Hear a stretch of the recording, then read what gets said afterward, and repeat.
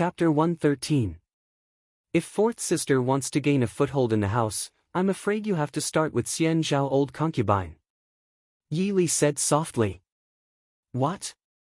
Yi Ying couldn't help but scream. That old woman has always disliked me, and you want me to flatter her? She has been thinking of ways to torture me. Yi Li frowned and interrupted her. Xian Zhao, old concubine, is Li Wang's aunt and the Empress Dowager's younger sister. You don't want to flatter her, but there are many people who think so. Moreover, I'm not asking you to flatter her. You just have to let her not find fault with you. It's best if you can make her feel that you are a satisfactory concubine. Xian Zhao, old concubine, had been in the palace for decades. How could it be so easy to flatter her? She was afraid that when the time came, she would end up like a dog instead of a tiger. Yi Ying said bitterly, since we got married, she has been finding fault with me. As long as I do something wrong, it's not right. How can I make her satisfied? If she finds fault with you, you just have to endure it. When you have time, you should ask grandmother how to be a good wife. You are Zhao Yi's younger sister, the daughter of the minister's manor. You have the title of Di Wangfei. You have far more advantages than Princess Ling Yun, a princess from another country who married into the empire. If you can't do it, then just pack up and go back to the minister's manor. Father and Madam don't mind supporting you for a lifetime. You! Yi Ying suddenly forgot her grievances and distress. Her small face was red with anger. She stared at Yi Li with a pair of watery eyes. She sneered and said sarcastically, "That's right. If you can't endure it, you would have run back to the minister's manor crying." No. If you were not married, I would just hang myself with a rope. Yi Li was too lazy to be angry with her. She calmly put down the teacup in her hand and glanced at her. If you have the time to be angry with me, it's better to go back and do what you should do. Yi Ying still wanted to talk back, but old Madam Yi slapped the table and said, Enough. Learn from your third sister. Look at what you have become. Yi Ying was stunned.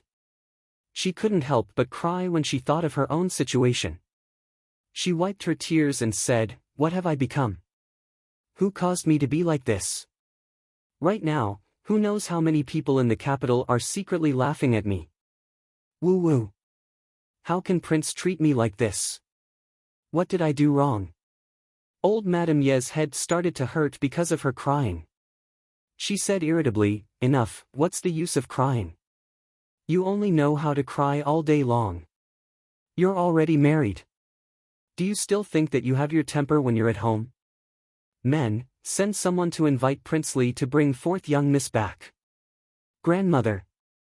Yi Li stopped her and said, "Fourth sister, since you're back, there's no harm in staying a little longer. Prince Li would probably come personally to pick her up. If we send someone to invite Prince Li now, we will be at a disadvantage." Minister Yi looked at Yi Li with appreciation and said, "Mother, Li is right." Old Madam Yi pressed her forehead and sighed, "I'm going to be confused by her anger." "Old Madam, Master, Madam, Prince Li is here," the steward outside the door reported.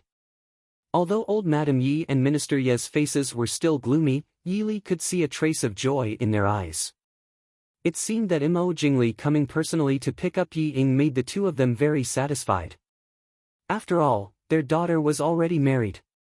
No matter how angry the Yi family was, it was impossible for them to let Yi Ying move back to the Yi residence and let the Yi family support her for the rest of her life, as Yi Li said. Not long after, Mo Jingli came in. His face was still cold and gloomy as usual. In fact, Yi Li almost couldn't remember seeing Mo Jingli's face in a good mood. It seemed that he always looked like someone owed him a few hundred taels and didn't want to pay him back. As soon as he entered the door, he saw Yi Li. Mo Jingli paused for a moment before turning his gaze to Yi Ying. Yi Ying bit the corner of her lips, feeling wronged. She snorted and turned her head to ignore him. Minister Yi and old Madam Ye's expressions were also indifferent. They didn't have their usual attentiveness and thoughtfulness. Wang Shi's face was even more gloomy. If old Madam Yi didn't secretly glare at her, she would have questioned him directly. Seeing this, Mo Jingli's eyes darkened. Obviously, he wasn't in a good mood.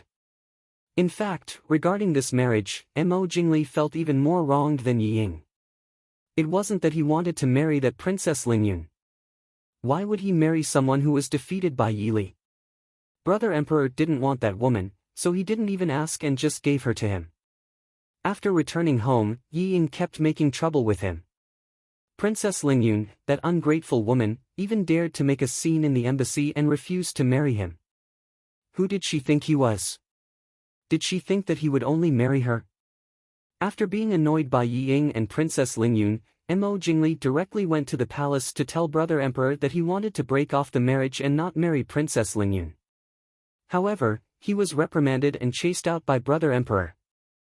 Then, he was reprimanded by Mother Empress and Mother Consort. The more he thought about it, the worse Mo Jingli's face became. Minister Yi saw that something was wrong and stopped while he was ahead. He coughed softly and said, Prince is here to take you back. Sit down and talk to Prince. Yi Ying turned around with red eyes and looked at Mo Jingli pitifully. Prince, her resentful voice made Yi Li tremble uncontrollably. She watched Mo Jingli walk over and hold Yi Ying in his arms. He whispered, let's go back to the mansion with I. Prince. Is so sad. Woo woo. Yi Ying sobbed and fell into Mo Jingli's arms and cried.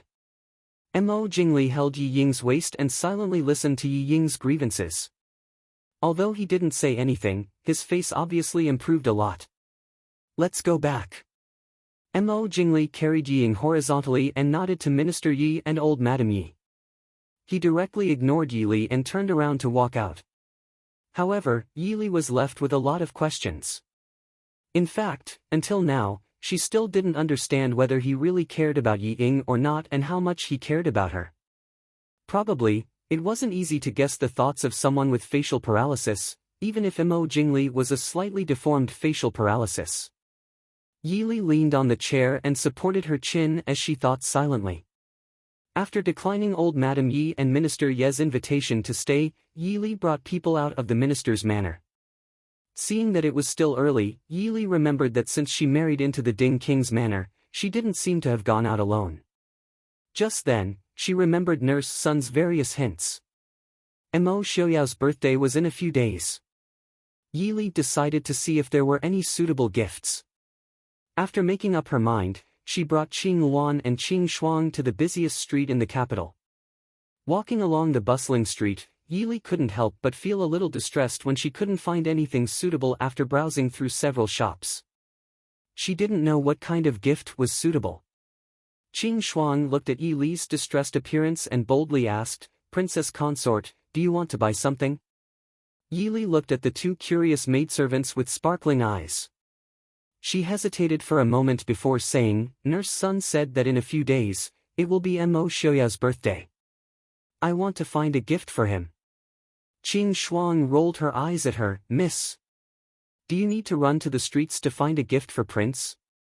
Yi Li was at a loss. You mean to give a ready-made gift? Wouldn't it seem insincere? Moreover, there were a lot of treasures in her room, but other than calligraphy and paintings, most of them were women's jewelry. Did she really have to pick a calligraphy and painting for him? Chapter 114. Qing Luan pursed her lips and snickered. She blinked and whispered, Prince doesn't lack any treasures. If Princess wants to show sincerity, why don't you make a gift yourself? Even a purse is more valuable than an antique in Prince's eyes. Purse? Qing Shuang waved her hand. How can a purse do? How about Wang Fei make some clothes for Wang Ye? Make clothes? Yi Li looked down at her hands. She didn't seem to touch a needle and thread since she married into the king's mansion. But, this seemed to be a good idea. Princess Ding. After making up her mind, Yi Li was ready to turn back to the king's mansion, but she was blocked by a voice from behind. Yi Li looked back and saw the pair of cousins standing in the crowd. She just wanted to say, enemies are bound to meet on a narrow road. Shitzi, Princess. Yi Li nodded slightly. Lei Tingfeng didn't seem to see Yi Li's indifferent and alienated look. He walked forward and smiled, what a coincidence. Princess Ding is shopping alone. Yi Li smiled, Qing Luan, Qing Shuang greets Shitzi and Princess. Did Shitzi Genom of Gojoseon's eyes go out of their sockets? Didn't he see that there were two living people standing beside her? Lei Tingfeng's eyes twitched, and he smiled, I'm going back to West Hill in a few days, so I want to buy something for Ling Yun. I don't know if Princess can help me. Yi Li looked at the enthusiastic and indifferent siblings with a fake smile and said, I'm afraid I can't help much. How can that be? Princess is proficient in both the pen and the sword. She is also the champion of 100 Flowers this year. Her vision must be good. Lei Tingfeng smiled. Yi Li couldn't refuse anymore. She could only say, in that case, Shitzi and Princess, please.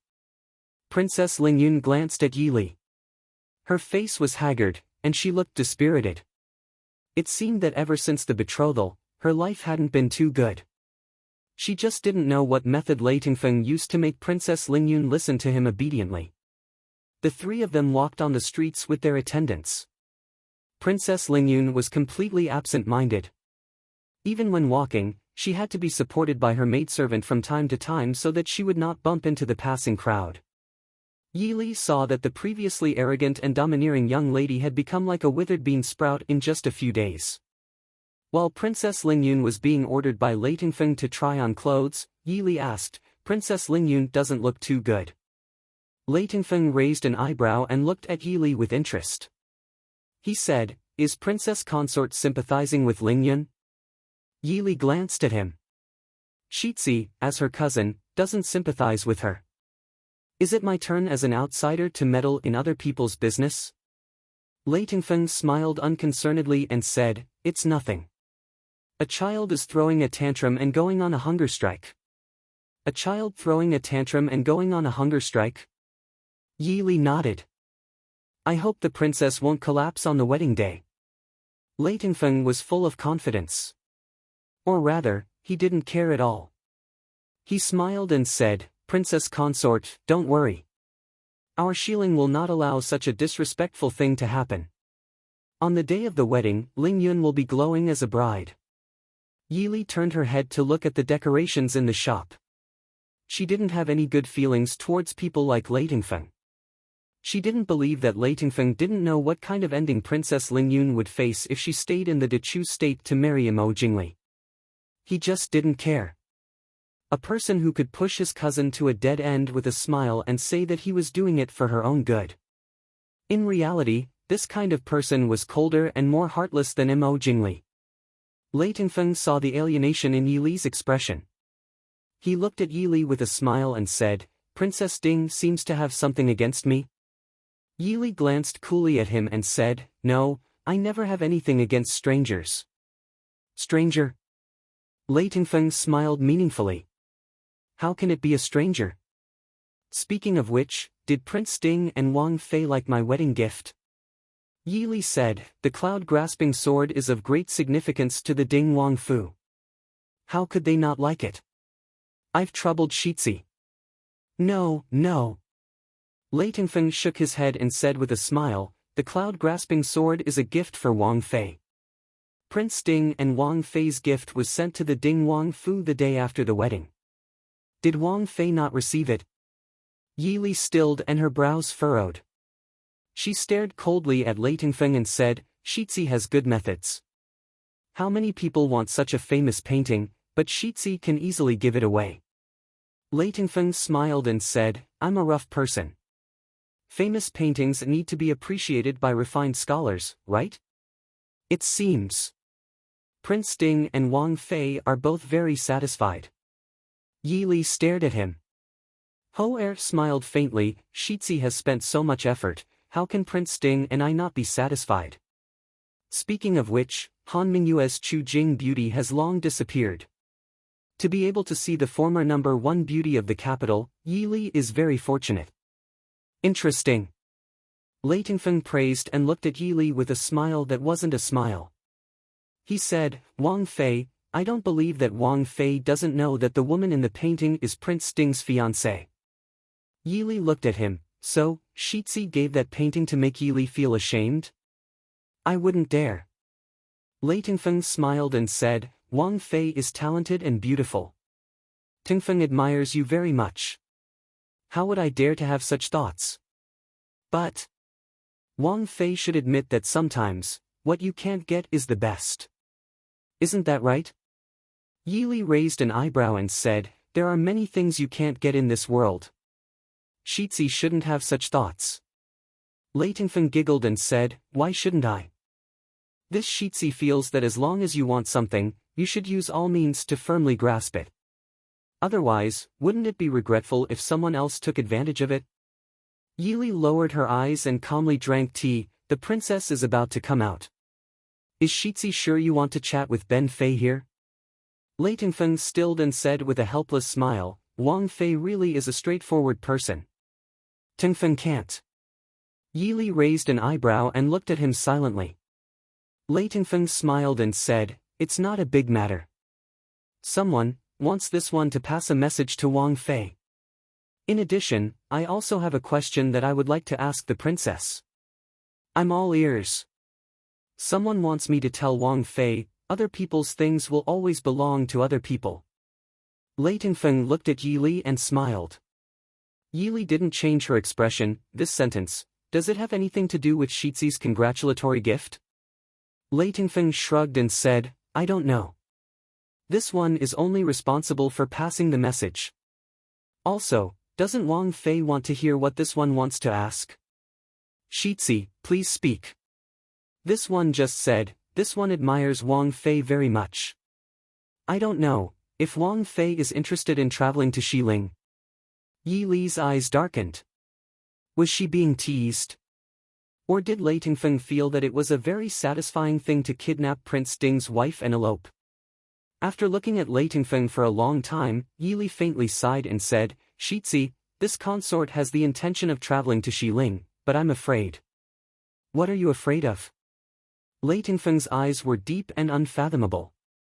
I'm afraid this consort will die at Shitzi's hands before stepping into Xiling's borders. Yi Li coldly laughed and faintly finished the latter part of her sentence. Lei Tingfeng's expression instantly froze, as if he couldn't think of what expression to put on for a moment. He could only stiffen his face and laugh dryly. What are you saying, Wang Fei? This one is sincerely inviting you. Yi Li stood up and smiled. Since it's like this, if there is a chance in the future, this consort will definitely go with our prince to Xiling to visit Shitzi.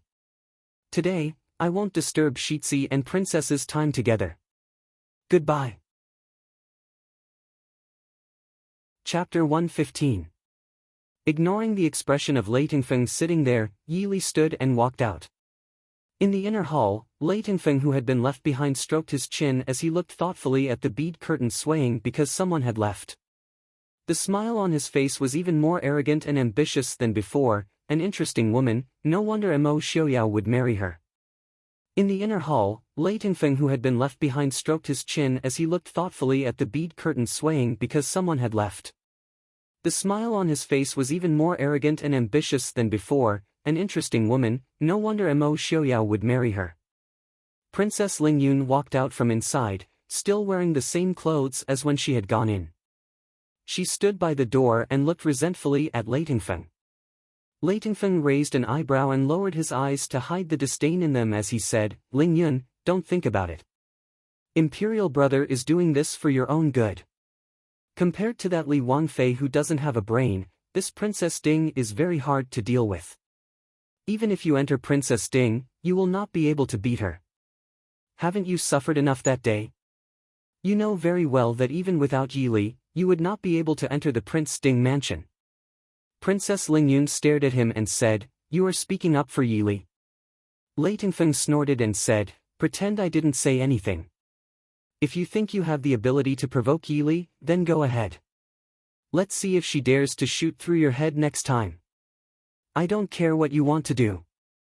In 3 days, obediently get on the sedan chair and marry into the Li Wangfu. Don't force me to drug you. I am a princess, you dare. I thought that you knew your use when you made a fuss about coming to Dongchu. Lei Tingfeng looked mockingly at her. You didn't think that just because you came to Dongchu to choose a bridegroom, you could marry whoever you liked? No matter how favored a princess was, she was still just a princess. A princess who was married to him, actually dared to put on airs in front of him. West Hill Embassy. After sending Princess Lingyun back to her room, Lei Tingfeng turned around and returned to his own room. As soon as he closed the door, Lei Tingfeng's eyes darkened. His gaze shot to a certain spot in the room like a knife. The completely enclosed room was dark and unpredictable because there was no light. A slim figure in black sat beside a round sandalwood table. Lei Tingfeng's expression darkened as he stared at the back of the woman in black and asked, "What are you doing here?" The woman in black turned her face to the side, revealing a pair of moving starry eyes in the dim light. However, her eyes, which should have been as clear as water, were filled with obvious anger. "Why did you ruin my plans?" Lei Tingfeng snorted and sneered. "Spoil your plans? What has this prince done to ruin your plans? Ling Yun's matters." The woman in black gritted her teeth and said, "If it wasn't for your interference, how could Ling Yun have married into the Li Palace?" Lei Tingfeng relaxed his body a bit. He walked to a chair on the side and sat down as he said, "You still have the nerve to say that? If it wasn't for you talking to Ling Yun all day long, how could Ling Yun have married the Li Palace? Their original plan was not to marry a princess to a brainless prince. It was a pity that after Ling Yun's interference, the emperor would not want her no matter what." The woman in black snorted and said, "If Ling Yun had entered the Prince Ding mansion, wouldn't it have been better? Stop dreaming. Ling Yun has been fooled by you. Could it be that you also killed her?" Lei Tingfeng said with disdain, "Do you think that Mo Xiaoyao is some kind of soft-hearted person? If Ling Yun enters the Prince Ding mansion, we will have to collect her corpse in less than a month. Even if she doesn't die, do you think that with Ling Yun's brain, she won't be tricked by Mo Xiaoyao and turn against him?" As if she was angered by Lei Tingfeng's mocking tone, the woman angrily said, "Isn't the reason I'm doing this to help you?" Lei Tingfeng sneered. His face clearly showed that he did not believe her. "Help me? Help me? Why didn't you have Royan come? Aren't you certain that with Ling Yun's personality, Mo Xiaoyao would never fall in love with her? What a pity. This prince feels that Mo Xiaoyao might fall in love with Yili. Impossible." The woman angrily shouted. She quickly realized that she had lost her composure. The black-clothed woman let out a breath and said with a smile, "Don't try to trick me. Mo Xiaoyao's eyes are above his head. How could he fall in love with a woman as good as Yili? Good for nothing." Lei Tingfeng muttered. He carelessly swept his eyes over the black-clothed woman before saying, "Mo Xiaoyao's eyes are above his head? That's not necessarily true." "Enough. I'm not here to argue with you." Lei Tingfeng lazily looked at her and said, "Then you can just tell me why you came to my room at this time." "I want to stay in Dechu State for a period of time," the black-clothed woman said. "That's fine. Just don't come back to Xiling in the future." Lei Tingfeng waved his hand and nonchalantly indicated that she could leave. "You!" The black-clothed woman angrily glared at him. She couldn't say anything for a while. Lei Tingfeng coldly smiled and said, "You think I don't know what you want to do in Dongchu? It's rare to see a woman as greedy as you. However, you should be careful. Don't end up with nothing." The black-clothed woman hatefully bit her red lips under the veil. "Lei Tingfeng, you won't be happy if you don't mock and ridicule me?" Lei Tingfeng coldly snorted. He looked at the woman in front of him with an icy gaze that faintly revealed a trace of hatred. "You can't live if you don't go around seducing men. Don't be delusional.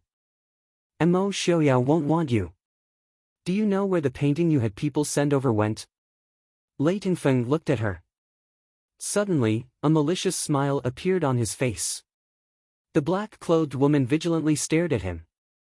Lei Tingfeng looked at her with interest. Seeing her eyes gradually become flustered under his gaze, he smiled and said, "Mo Xiaoyao sent it to Suzhou that day. No matter how beautiful Su Zuidi is, she's just a dead person to Mo Xiaoyao. What do you think you can do? Do you want to make a bet?" "I feel that Mo Xiaoyao will definitely fall in love with Yili if possible, the black-clothed woman's anger almost wanted to burn Lei Tingfeng to ashes. This time, she took even longer to calm down. She smiled sweetly at Lei Tingfeng and said, "Then what about you? Shilin country's Genom of Gojoseon, why are you so interested in Yili?" Lei Tingfeng's eyes flashed. He quickly smiled and said, "Because she's Mo Xiaoyao's woman. From this point of view, her value is obviously much higher than yours." The black-clothed woman's eyes moved. She softly smiled and said, "Then, don't you want Mo Xiaoyao's woman?" "Huh. Think about it. If the whole world knew that Mo Xiaoyao's wife ran away with another man, how interesting would that be?" Lei Tingfeng frowned. He stared at the black-clothed woman in disgust and said, "Knowing Mo Xiaoyao is probably the most unlucky thing in his life.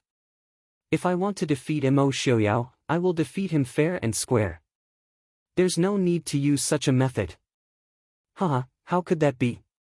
Meeting me should be the happiest thing in his life." "Of course, I also think so," the black-clothed woman said softly. Her enchanting eyes revealed traces of nostalgia. "Also, Mo Xiaoyao is already crippled. He will never go onto the battlefield again in this life. From another point of view, he will never be defeated. You actually still think that you can defeat him fair and square? The undefeated legend of the Ding Palace for hundreds of years." Chapter 116. That's enough. Get out. We'll return to Xiling in 3 days. You can try to stay in Eastern Chu. According to what I know, Han Mingyue has already returned to Jiangnan. You can see if Mo Xiaoyao will be merciful to you. Lei Tingfeng's face darkened as he spoke coldly. The black-clothed woman stood up and looked at him with grievance. "I know why you treat me so badly. You're jealous, aren't you? Or do you think I don't look good wearing a veil?" As she spoke, the woman raised her hand to take off the veil on her face. Lei Tingfeng suddenly picked up the teacup on the table and threw it at her. "Get out! You, humph!" After being reprimanded so rudely, the black-clothed woman put down her hand and glared at the man in the chair before leaving in a huff. Yili returned to the Prince Ding mansion. Mo Xiaoyao was reading in his room. Hearing the sound of footsteps, he raised his head to look at her. "You're back. Did something happen to old Madame Yi?" Yili waved her hand and said uninterestedly, "What could happen at this time? Fourth sister went home to cry and make a fuss. Grandmother wanted me to go back and say a few words. She's never been easy to deal with, so how could she listen to me? But on the street, I met the heir of Xiling and Princess Lingyun." Mo Xiaoyao looked at her and raised his eyebrows. Yili thought about it and decided there wasn't much to talk about. She turned around and went in to change into some light clothes. When she came out, she saw Mo Xiaoyao was still sitting in the room with his head lowered, reading. She called Qing Xia and the others to bring out some plain-colored cloth. Qing Shuang had always been clever. Not long after Yili gave the order, she had already brought the cloth over with a smile before she had even sat down. They were all light colors like the moon white, light green, and beige. She also thoughtfully brought over all kinds of utensils. Yili took the cloth and looked at the man in front of her. Her faint brows furrowed together. Mo Xiaoyao raised his head to look at her conflicted appearance. He smiled faintly. "What's wrong? Not satisfied with the clothes made in the residence?" She heard that there were 2 embroidery workshops in the capital that sold pretty good stuff. She would ask them to send some over to take a look. "You don't have to be so troubled." Yili was speechless. "If I bought clothes for you from outside, wouldn't Mother Lin and wet nurse nag me to death?"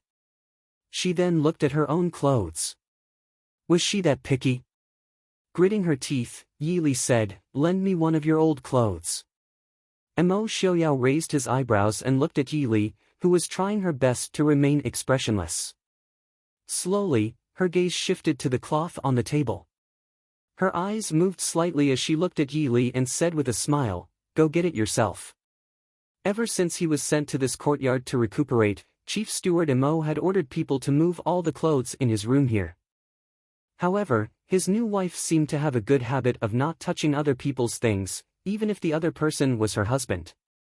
So even though their things were placed together, in reality, they were placed separately. No one would touch the other's things. Yi Li snorted softly. She stood and walked into the room. But after walking a few steps, she suddenly stopped. Turning back, she took the measuring tape from the needle and thread box and walked in. Mo Xiaoyao stared at the simple and elegant cloth on the table in a daze for a while. Then he suddenly smiled faintly. Her eyes, which were originally a little cold, now had some real warmth. Either you didn't do something at all, or you did it as quickly as possible. So Yi Li's daily life had an extra task of needlework. The two old mamas were comforted by this.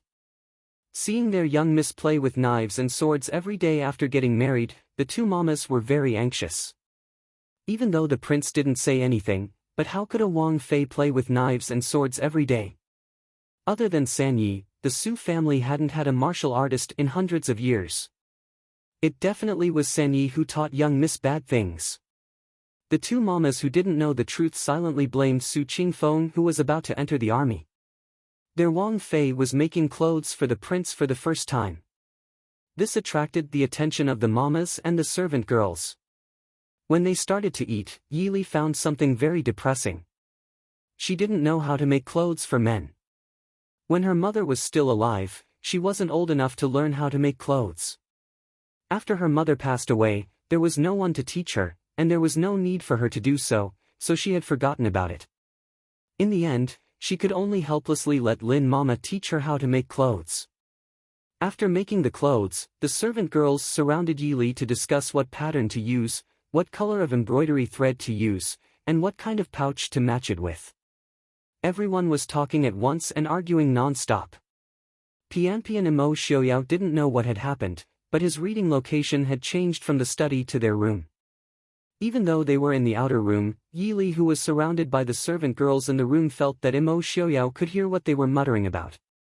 She couldn't help but feel angry and annoyed. She wanted to slap these talkative servant girls until they fainted. Wang Fei. Seeing Yi Li pick up the cloud pattern and prepare to make the thread, Qing Shuang shouted disapprovingly. She looked like she wanted to come forward and destroy the pattern in her hands. Yi Li raised an eyebrow at her. Qing Shuang said, "Wang Fei, you're giving this to someone. How can you take out a pattern that is too normal?" The veins on Yi Li's forehead jumped. It was just making clothes, wouldn't this girl have too many opinions? Qing Shuang ignored Yi Li's dissatisfied expression and quickly put a stack of patterns in front of Yi Li. There were all kinds of dragon patterns, eagle patterns, tiger patterns, and complicated patterns of flowers and plants, auspicious patterns, etc. Qing Shuang looked at Yi Li's dark expression and hurriedly took out one of the patterns. She said in a small voice, "Qing Shuang asked for Wang Fei. The prince likes this one." Glaring at the image of an eagle in the sky, she wanted to poke Qing Shuang with a needle. Qing Shuang saw her young miss's unfriendly expression and hurriedly made a begging expression before running out. Yi Li stared dazedly at the patterns on the table. She suddenly sighed and took the embroidery basket to the side to make the thread. Qing Xia served from the side and said, "Qing Shuang is a naughty girl, but she's thinking for Wang Fei. It's best if Wang Fei isn't angry at her." Yi Li looked up at her and said helplessly, "This girl is usually spoiled. She's always mischievous." Qing Yu pursed her lips and snickered, "Qing Shuang is really energetic. Why don't Wang Fei punish her to do embroidery?" Qing Xia covered her mouth and snickered, "Qing Yu's punishment is too harsh. But if Wang Fei can calm down, Qing Shuang will be happy to accept the punishment." Qing Shuang had a jumpy temper. She had always been impatient with needlework. Usually, it was as if she wanted her life to finish embroidering a handkerchief. Yi Li's eyes turned, and there was a smile on her face. "Very good. Tell Qing Shuang to embroider a winter plum for me. It must be done in half a month. Otherwise, let her do as she sees fit." Qing Luan and others blinked and smiled. They secretly mourned for Qing Shuang in their hearts. You know that Wang Fei is shy, but you still ran to ask the prince. Isn't this sending yourself to be punished by Wang Fei? What does Li want to embroider? Mo Xiaoyao's voice came from outside. Everyone quickly turned and bowed. Prince. Mo Xiaoyao looked at the three girls who were full of smiles and said, leave. Chapter 117. The three bowed and retreated, leaving some space for the prince and Wang Fei. Seeing Mo Xiaoyao come over, Yili looked with some embarrassment at the things in her hands and said, is Prince so idle? He's wandering around the room all day. Mo Xiaoyao smiled slightly and said, he doesn't need to go to court and doesn't have anything to do.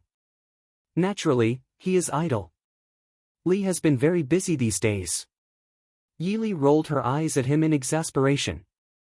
Did he not see what she was busy with? The wheelchair stopped next to Yili. Mo Xiaoyao said with a light laugh, Li, don't be embarrassed. Even if your embroidery is not good, I will not laugh at you. Very good. Yili angrily poked a needle on her clothing. He dared to say that her embroidery was not good. Even second aunt praised her embroidery. Tilting her head to look at Mo Xiaoyao, Yili had a fake smile on her face. No, my embroidery is not good. I don't dare to stain Prince's eyes. Get someone from the sewing room to sit so I don't have to worry. Mo Xiaoyao smiled helplessly. I mean that no matter what Lili embroidery looks like, it is the best in I's eyes. Yili snorted and ignored him. She turned around and went back to work. Mo Xiaoyao sat silently at the side and looked at Yili's gradually focused expression. A warm smile appeared at the corner of his lips. Because the Li palace had lost face during the previous wedding, the virtuous imperial concubine was probably trying her best to regain her face this time. The ceremony of marrying an equal consort was as grand as marrying a deconsort. But due to Princess Lingyun's status as a princess of a country, outsiders could not find fault with it. This made Yi Ying's already ugly face even more gloomy. On the day of the wedding, Yi Li and Mo Xiaoyao beat Li Wang Fei together. Mo Jingli personally stood at the door to welcome them. Yi Li habitually found that Mo Jingli still had a stiff face. There was no joy on his face. If it wasn't for his new red wedding robes, if it wasn't for his good looks, the guests passing by would have wondered if they should turn back home and change into black and white to attend the wedding. Now, Yi Li really sympathized with Yi Ying. Mo Jingli wasn't cold by nature, he was just used to pretending. If any man dared to show such a half-dead expression at her wedding, she would kick him to death no matter if it was her previous life or this life. Indicating that Mo Jingli did not need to care about them, Mo Xiaoyao and Yi Li entered the Li Wang Fu with the steward of the Fu. Mo Jingli did not have the time to care about them. Maybe it was to get back the face she had lost last time. Virtuous consort Zhao not only made the wedding extravagant, she even invited the Empress Dowager to personally host her son's wedding. To be able to flatter the Empress Dowager, it was naturally a great opportunity to curry favor. Therefore, as long as the officials were in Jing City, regardless of whether they had received the invitation or not, they would think of ways to come and congratulate them. The Li Wang Fu was filled with guests and was as busy as a marketplace. What is it? What is Li thinking about? Seeing Yi Li's strange and conflicted expression, Mo Xiaoyao asked with a smile. Yi Li shook her head and said with a smile, nothing, I'm just curious. Does Li Wang have the same expression all year round? Isn't today a day of great joy? If it was anyone else, they might have thought that she was dissatisfied with the marriage bestowed by the emperor. Mo Xiaoyao turned his head to look at Mo Xiaoyao at the door and said with a smile, Jingli has never liked to smile since he was young. Those who are familiar with him are used to it. Yi Li didn't really care about this issue. The wedding hadn't started yet, so the male guests and female guests were arranged separately. When they entered the residence, the stewards came forward to invite Mo Xiaoyao and Yi Li to their respective places. The steward of the Li Wang Fu led Yi Li into the inner Fu. The female guests that had come to attend the wedding were all gathered in the garden of the Li Wang Fu. They were resting and chatting in the small pavilions in the garden. Passing through the garden where the noblewomen gathered in twos and threes, Yi was led to an elegant small pavilion on the east side of the garden. Inside, there were some women of high status or older. Virtuous concubine Zhao brought Yi Ying to accompany them personally. Seeing Yi Ying's bitter expression and the dissatisfaction between the brows of the virtuous consort, Yi Li sighed in her heart. Yi Ying and Yi Yu were both women of Wang Shi. They were both beautiful. How could they be so different? It seemed that old Madame Yi and Minister Ye's decision was right. Even if Yi Ying's appearance was better than Yi Yu's, with her personality, she would have been torn to pieces if she was sent to the palace. Greetings to old consort. Yi Li went forward to greet the old consort. The virtuous consort was about to get up to greet her. Yi Li certainly would not let her get up. Without waiting for her to speak, she said with a smile, "So many people have arrived, but I am the latest. Old consort, please don't blame me." The virtuous consort moved her body and sat down firmly. She smiled proudly, "Not at all. Princess Ding coming to our Li Palace brings light to our humble dwelling. I wonder if Prince Ding..." Yi Li said with a smile, "Prince Ding is also here. He went outside first and will come to greet old consort later." The virtuous consort praised Yi Li with a face full of smiles. Of course, the two people involved did not take these praises seriously. Although the virtuous consort was not young, she was of the same generation as Mo Xiaoyao.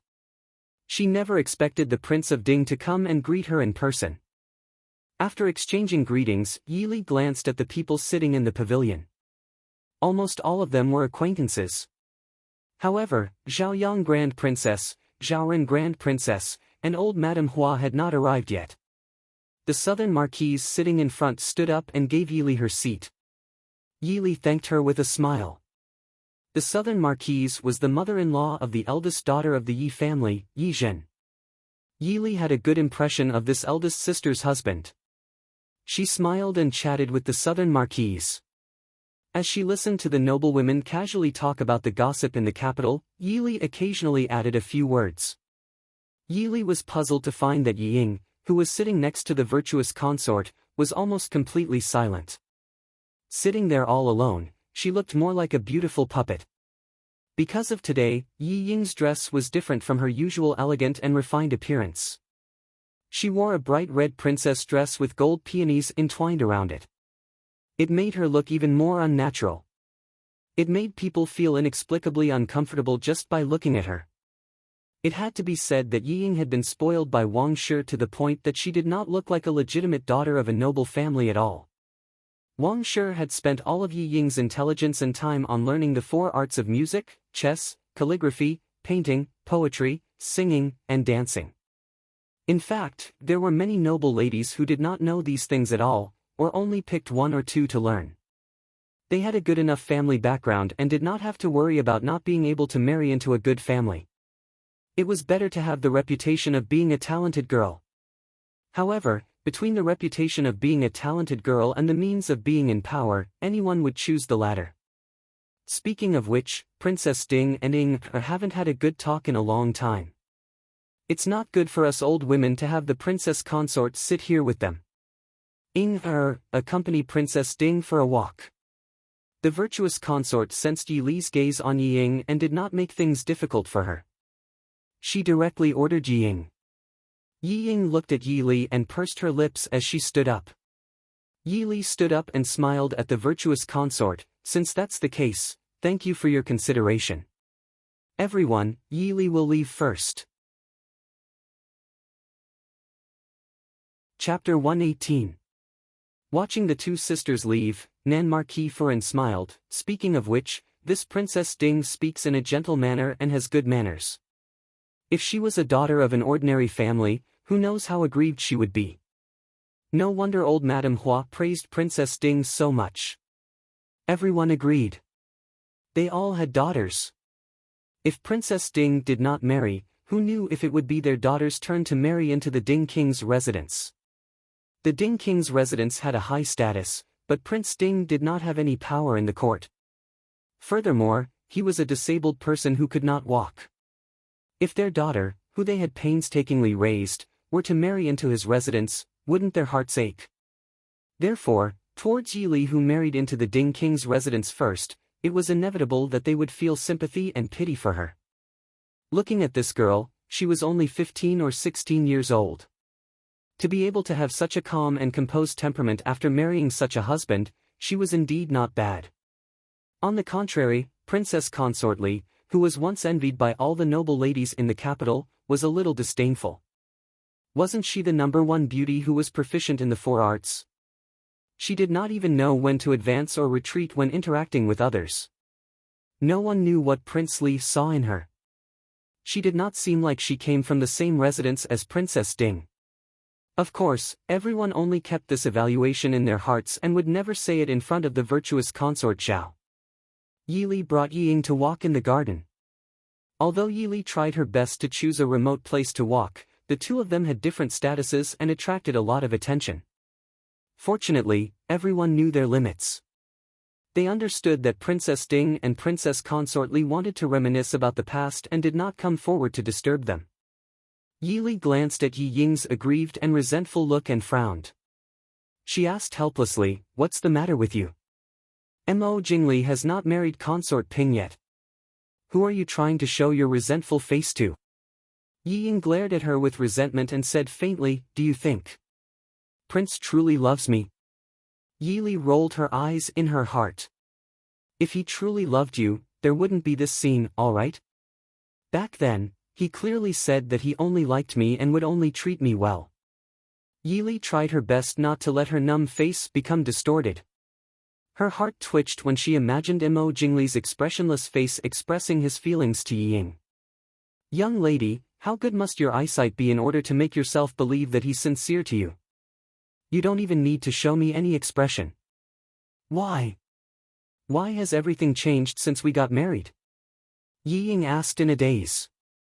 Well, Yi Li felt that she was suddenly possessed by the Virgin Mary and wanted to comfort Yi Ying. Isn't there a saying? Marriage is the grave of love?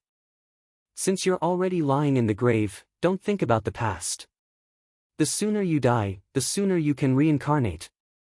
Love? Don't be silly. That's something beyond the grave. Yi Ying was stunned by her sudden strange words. She lowered her eyes and muttered in a daze, "Grave. I really shouldn't have gotten married." Yi Li only wanted to slap her own mouth. She continued to talk nonsense without changing her expression, "Of course not. Men should get married when they're of age and women should get married when they're of age. Even if you don't go to this grave, you have to go to other graves. At least this one looks better, doesn't it? You see, these young ladies and young masters are all deeply affectionate before they get married. But have you read any novels about what happens after those scholars and beauties get married?" Yi Ying was stunned and shook her head. Yi Li said with a straight face, "That's right. Before marriage, both parties are in love with each other and have special feelings for each other. After marriage, there will be daily necessities. Don't be sad. At least 99% of the people in the capital live like this. No one will laugh at you." Yi Ying stared at Yi Li strangely, as if she never knew her. After a long time, she said unwillingly, "Why aren't you like this? There are only you and Prince Ding in the Ding Palace. Oh, young lady, are you envious of me?" Yi Li waved her hand and said, "Our situation is different. You see, if I ask you to marry our prince, you definitely won't agree, right? I guess most people won't agree. This way. Won't Prince be mine alone? Is it like this?" Yi Ying lowered her head and pondered. Yi Li was not interested in knowing what she was thinking about. She still remembered that she didn't really come to chat with Yi Ying and give her psychological counseling. Seeing Yi Ying lost in thought, Yi Li casually asked, "Speaking of which, I really didn't think that you would like Prince Li. I thought you would like a cultured and elegant young master."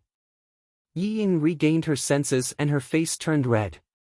Biting her lips, she stared at her and said, "Are you here to blame me for stealing Prince Li or are you here to laugh at me?" "Don't, I'm here to thank you." Yi Li held her hand and acted like she was deeply in love. "Although we are not born from the same mother, we are still sisters, aren't we? Did fourth sister really think that I would fall out with you because of a man? In the past, I was only angry that you didn't tell me the truth. Although we weren't born well since young, when have I ever snatched the things you like from you? If you had told me properly at that time, we would have settled the engagement in private and wouldn't have caused such a commotion and made everyone lose face. Yi Ying looked suspiciously at the sincere Yi Li in front of her. Thinking back, she had indeed taken many things from Yi Li since young, but Yi Li never said anything. It was just that at that time, she couldn't wait for Yi Li's engagement to be known by everyone so that she would lose face. Who would have thought that in the end, she would be the one to lose face? Thinking of this, even Yi Ying's prideful heart couldn't help but feel a little uncomfortable, but she would never admit it. Yi Li didn't look at her expression and sighed regretfully. Speaking of which, I always thought that fourth sister would be matched with the capital's #1 scholar or something in the future, a perfect match. Really, the world makes fools of people. Yi Ying blushed. Of course, she had also fantasized about what her ideal husband would look like. She had also fantasized about a handsome man in white gently holding her hand and gazing at her with deep affection. However, later on, she met Prince Li.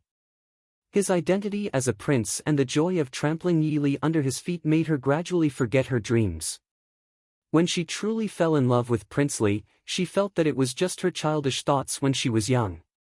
But now, the ideal husband that she truly loved treated her like this. If it was someone else, they definitely wouldn't treat me like this. Yi Ying had some vague thoughts in her heart. You really don't hate me? Yi Ying looked at her hesitantly. Yi Li smiled faintly and said, you said it last time, wasn't that father's idea? Maybe father thinks that I'm not suitable for Prince Li. But now it seems that father was right, Prince Li and I are indeed not suitable. I'm very satisfied with my current life, and Prince Ding is also very good. Looking at Yi Li's gentle and tolerant smile, the hesitation in Yi Ying's eyes gradually disappeared. She bit the corner of her lips with some grievance and said, Father didn't let me marry Prince Li because he knew that Prince Li would be like this, right? Mother always said that father and grandmother value you the most. Father must think that Prince Li isn't good, so he wants me to replace you. Yi Li looked at the sky. That's your mother wanting you to hate me, okay? How come I don't see that the two at home value me? Looking at Yi Ying, Yi Li felt some pity for Minister Yi. This was the precious daughter that he doted on and spoiled in the palm of his hand. Chapter 119. Who doesn't know that father dotes on you the most? Probably everyone makes mistakes. Do you still remember what father told you at that time? Yi Ying lowered her head and said softly, Father.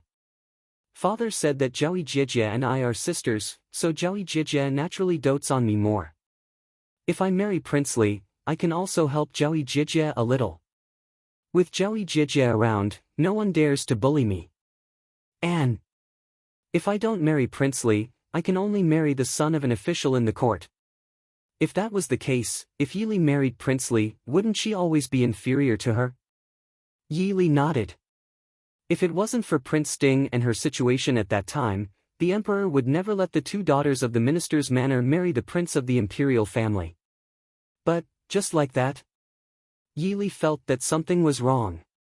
Did her father really instigate his younger daughter to steal his elder daughter's fiancé just because he was too biased? It didn't make sense no matter how she thought about it. There must be something she didn't know. But looking at Yi Ying's appearance, she probably didn't know the truth. After so long, Yi Li had already understood a fact. Yi Ying looked arrogant and prideful, and her personality was really selfish. But if she was serious, her lethality was probably not as big as Yi Shan and Yi Lin. She was spoiled too much by Wang Shi, so she didn't learn her lesson. Even if old Madame Yi caught her and taught her a few lessons, she returned to her old ways after a few days. Thinking that she couldn't get any useful information from Yi Ying, Yi Li was ready to get up and leave, but she was pulled by Yi Ying. What should I do?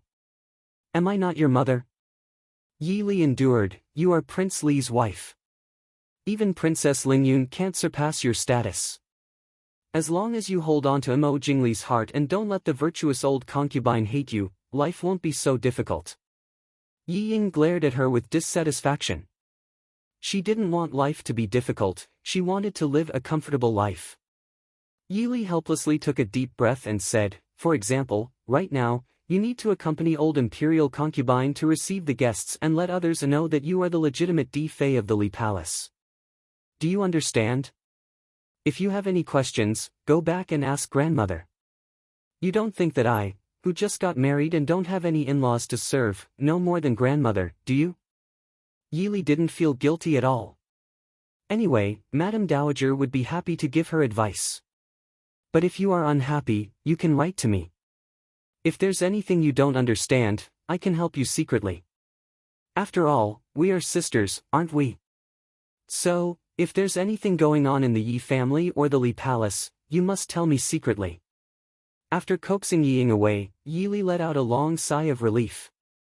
After chatting with Yiying for so long, she didn't get anything out of her. Young Master Feng-san, come out if you've heard enough. Yili said lightly as she glanced at the treetops on the side. Oh.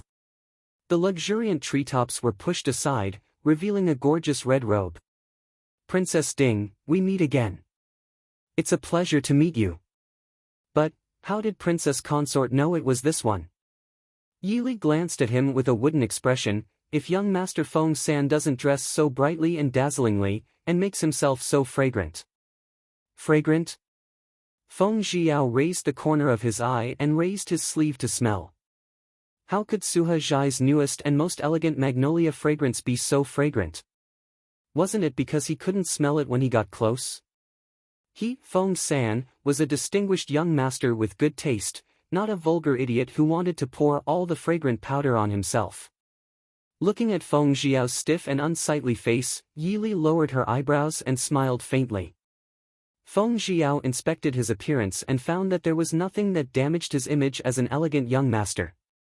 Then, he attributed his exposure to Yili accidentally seeing the corner of his robe.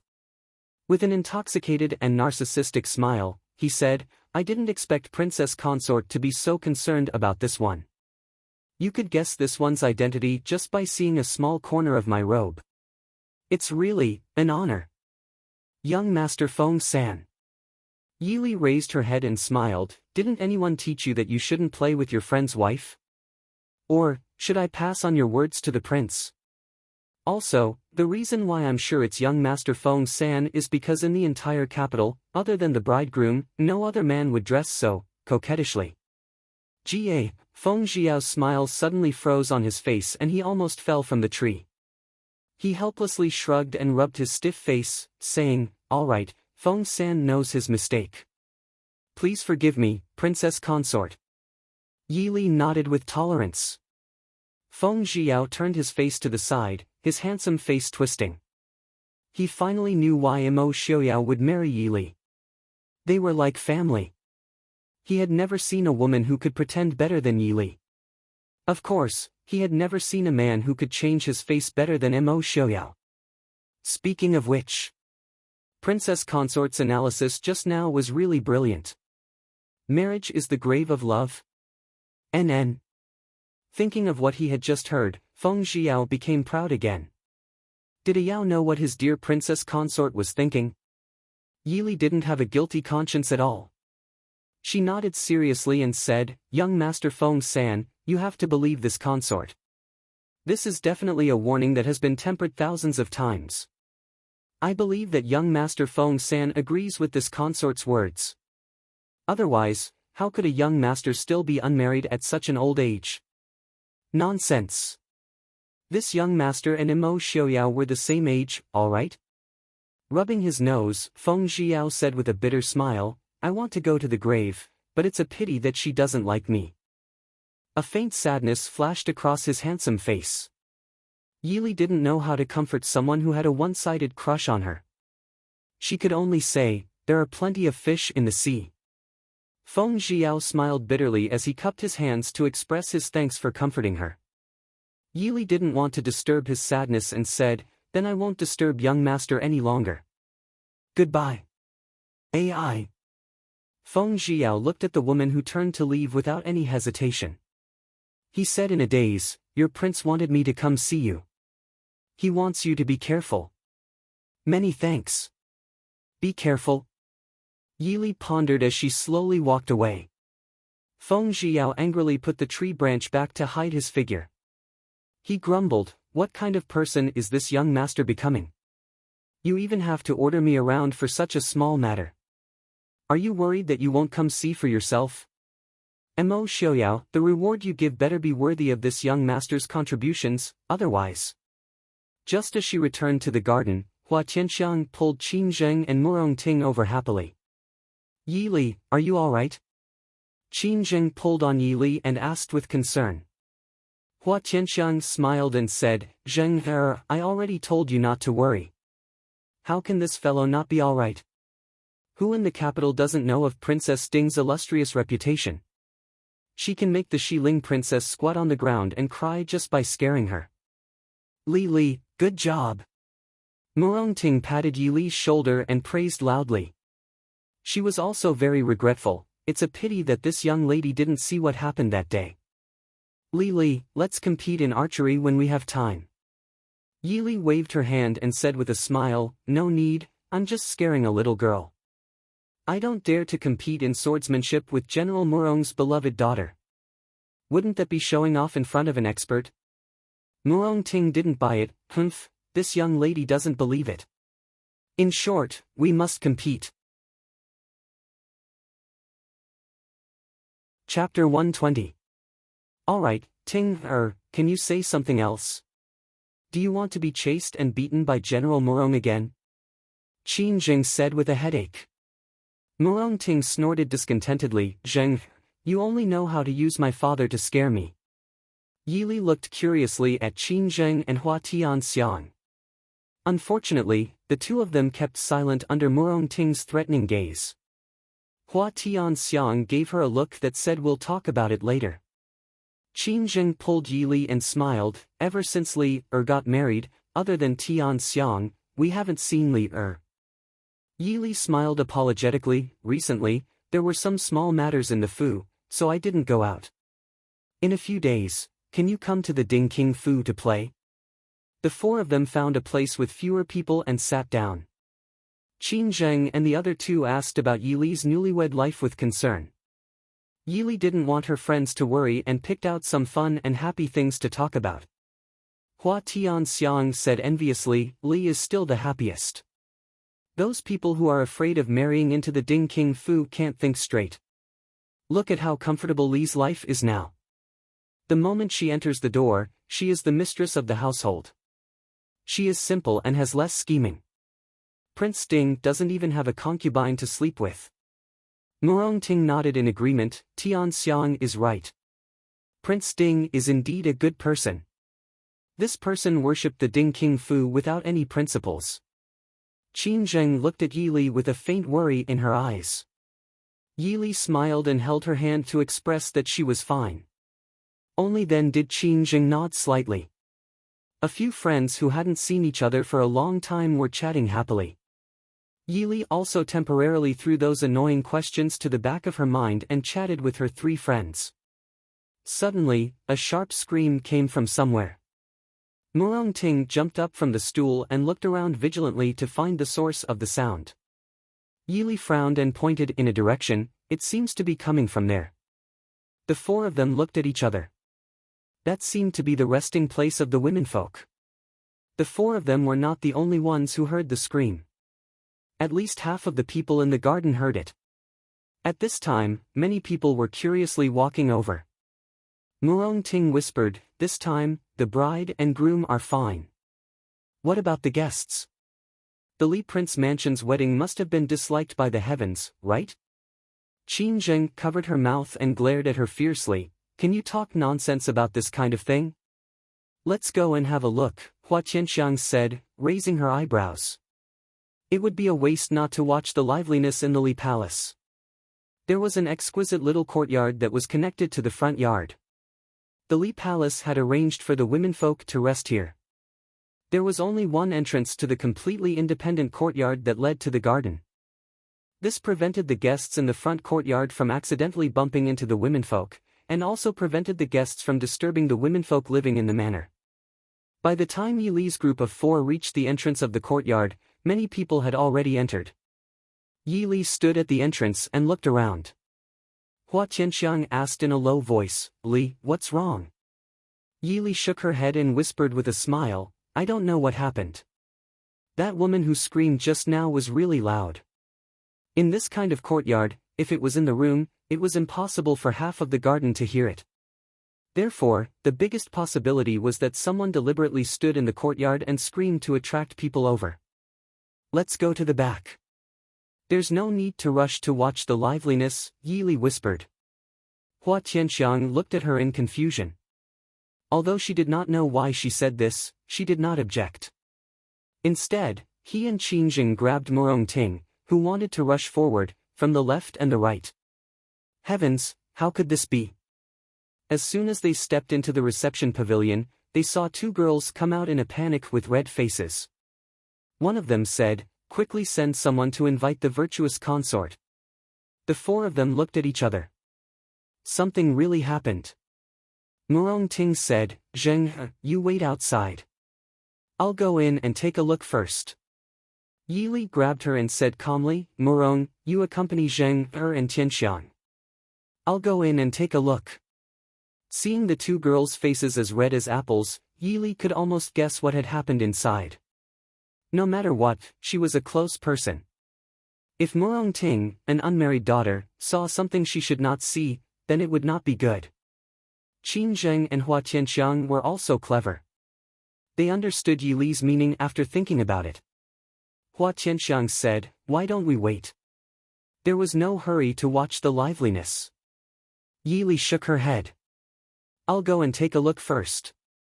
She was most worried that Yi Ying, that idiot, did something she should not have done. And as Li Wangfei's sister, it was not right for her to stand by and do nothing at this time. Don't worry, you wait here. The virtuous consort should be here soon. Turning inside, there were many people standing at the door of one of the rooms. They all stood at the door with strange expressions, not knowing whether to enter or leave. Yi Li swept a glance. Most of them were young women, and there were a few young daughters-in-law. Those of high status were accompanied by the virtuous consort to talk. Those who could manage the household and were steady found a place to gather and talk. At this moment, most of the people playing outside were young girls and young women. Seeing Yi Li walk in, someone finally recovered. Ding, greetings to Princess Ding. A woman dressed as a young woman saw Yi Li and hurriedly bowed. Although she tried to be elegant, she could not hide the embarrassment on her face. Greetings to Princess Ding. Everyone hurriedly bowed. Yi Li looked at everyone who had different expressions on their faces. Then, she heard a series of moans and gasps coming from the half-closed door. Speechless, she went forward and closed the half-closed door under everyone's shocked gazes. She calmly said, let's go out first. The virtuous consort and Li Wangfei should be here soon. Everyone blushed in shame. It was not that they did not understand the principle of not listening to indecent things, but they were dumbfounded by this strange situation. Everyone could not quietly come and quietly leave as if nothing had happened, right? Wang Fei is right.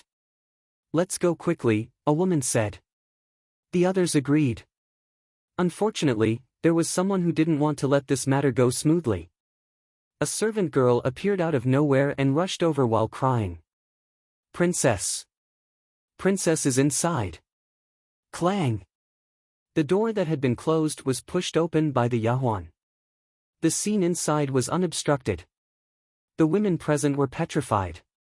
Princess! Heavens, what had happened to them? Yi Li calmly looked at her left hand that had missed and silently took it back. All right, she was being nosy. But that damned Yahuan dared to touch her. So what if she knew martial arts? Ah! Hearing it was one thing, but seeing it was another. The young misses that finally recovered from their shock couldn't help but scream. Instantly, ear-piercing screams filled the room. Yi Li helplessly wanted to rub her ears. Pitiful little girls, go back and drink a few thousand calming tea. Fortunately, even though the people inside were very focused, they were still able to notice such a large commotion when the door was pushed open and a person rushed in. So the moment the door was pushed open, the people inside quickly grabbed the blankets and tightly wrapped the two people inside. Actually, it was fine. There was still a veil screen in front of the window. Yi Li silently thought. Chapter 121. But the intruder girl obviously didn't want to let go of ruining her master's reputation. She instantly let out an even more shrill cry, "Prince, what did you do to the princess? Was there a need to do this?" The servant girl's shrill cries instantly extinguished the screams of the noble maidens outside. Everyone looked at each other in dismay. Which prince and which princess were these? They deeply felt that the Li Palace had never looked at the almanac for the wedding. What happened here? Xian Zhao, old concubine, finally rushed over with people. Seeing the crowd at the door, she asked in a deep voice. Xian Zhao, old concubine, also knew that it was probably not a good thing. There were not many people who came with her. Only a few of them seemed to be hard to refuse. But in Yi Li's eyes, there was no difference. "Old concubine, here." Yi Li hesitated and said, "Let the young ladies go out to rest first." Xian Zhao, old concubine, looked at Yi Li with a flicker in her eyes. She nodded and said, "Princess is right. The young ladies have been frightened. Please go out to have a cup of tea and rest for a while." Everyone naturally agreed. One by one, the young ladies left the place with a strange atmosphere. Yi Li followed the crowd and prepared to leave with the crowd. But she was stopped by Yi Ying, who was standing beside Xian Zhao, old concubine. "Third sister, can you stay? We don't know what happened here." Xian Zhao, old concubine, also nodded and said, "Yes, it's good that Princess Ding is here. If anything happens, she can be a witness. Let's go in and take a look." Yi Li didn't know what expression she should show. She laughed dryly and said, "In that case, it's better to ask the two inside to tidy up and then come out to meet us." Xian Zhao, old concubine's expression changed slightly. She shouted in a deep voice, "Impudent, come out." A sobbing sound came from inside, followed by the sound of people scrambling around. Not long after, a tall figure followed by a petite girl came out from behind the screen. "Lear, why are you here?" Old concubine Xian Zhao says harshly. The tall man's clothes are messy and his face is ashen. If he is not Mo Jingli, who should be entertaining guests in the front hall? "Prince!" Yi Ying screamed, pointing at the two people who came out. Her delicate body was on the verge of collapse. Everyone's gaze shifted from Mo Jingli to the woman behind him. Just like Mo Jingli, the woman's clothes were disheveled and her hair was disheveled. Her coquettish eyes were still filled with tears. Some ambiguous light red marks extended from her neck to her collar. "Princess Xixia." The voice of the Marquis Nan standing next to Consort Dowager trembled slightly. Even though the emperor had not officially taken Princess Xixia as a consort, how could they, the noble families with their own information channels, not know that the palace was preparing for the coronation ceremony? Even the Ministry of Rites had decided on the title. Looking at Princess Ding, who was supporting Yi Ying, the Marquis Nan immediately made up her mind. "Consort Dowager, Princess Ding, it's really inconvenient here. Let's go out first." Yi Li nodded, "Madam is right. Consort Dowager, let's go out first." Consort Xian Zhao glanced at Mo Jingli and Princess Xixia with an ugly expression. She nodded, "Princess Ding is right. Let's go out first. Tidy up and come out immediately." When they returned to the hall, the other womenfolk had been sent to other courtyards to rest by Consort Dowager. Yi Li and the others naturally could not leave for a while. Seeing the stiff and ugly expressions of the Marquis Nan and the other madams who came with Consort Xian Zhao, Yi Li felt much better. Anyway, she had nothing to do with it. She could just treat it as watching a play. Yi Ying sat next to Consort Xian Zhao and sobbed, making the originally gloomy and stagnant flower hall even more gloomy and depressed. Consort Xian Zhao was impatient with her crying. She glanced at her and said coldly, "Shut up. You only know how to cry." Yi Ying did not care that Consort Dowager was angry. This sudden incident was the biggest blow to her. What was more devastating than her beloved husband rolling around in bed with another woman on the same day as his wife? Prince did this kind of thing. Why did Consort Dowager scold me? It's not my fault. Consort Xian Zhao said impatiently, shut up and sit aside.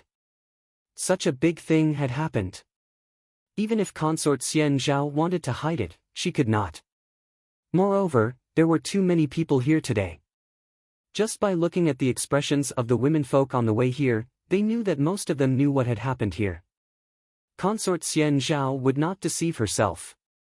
She directly sent people to the front hall to invite a few royal relatives who were close to Li Wangfu over. At the same time, she sent someone to quickly report to the Empress Dowager who had not left the palace to support her son's wedding. When the royal relatives came over, Mo Jingli and Princess Xixia were almost done tidying up and walked out one after the other. Yi Ying saw that although Princess Xixia had carefully washed up, her eyes were still full of love and she looked shy after making love. She wanted to pounce on her and tear her apart. You slut! Princess Xixia looked at Yi Ying who was pouncing on her and screamed in fright. She took a step back and fell into Mo Jingli's arms. Yi Ying's eyes immediately turned red with anger. You adulterous couple! You bitch, I'm going to kill you! Everyone hurriedly pulled Yi Ying back, comforting her. It was such a mess that the few people who had just entered the door frowned. Yi Li turned back and saw Mo Xiaoyao come in. She smiled faintly and ignored the mess at the side. She slowly walked over. Why are you here? Mo Xiaoyao raised an eyebrow and looked at Consort Xian Zhao who was sitting on the main seat with an ashen face. Consort Xian Zhao had invited a few of Mo Jingli's uncles and imperial brothers. Among them, the Prince of Dinghua, who had the highest rank, could not be left out. Moreover, Princess Ding was already here. There was no difference if Prince Ding was added. Jingli! What the hell are you doing? An old prince with a white beard and an extraordinary aura was so angry that his beard was blown up. He snorted and pointed at Yi Ying who was crying at the side. This is the princess that you want to marry no matter what. And this, today is your wedding. You invited so many people. What is the meaning of this? You've disgraced your imperial father and imperial brother. Mo Jingli's face was ashen.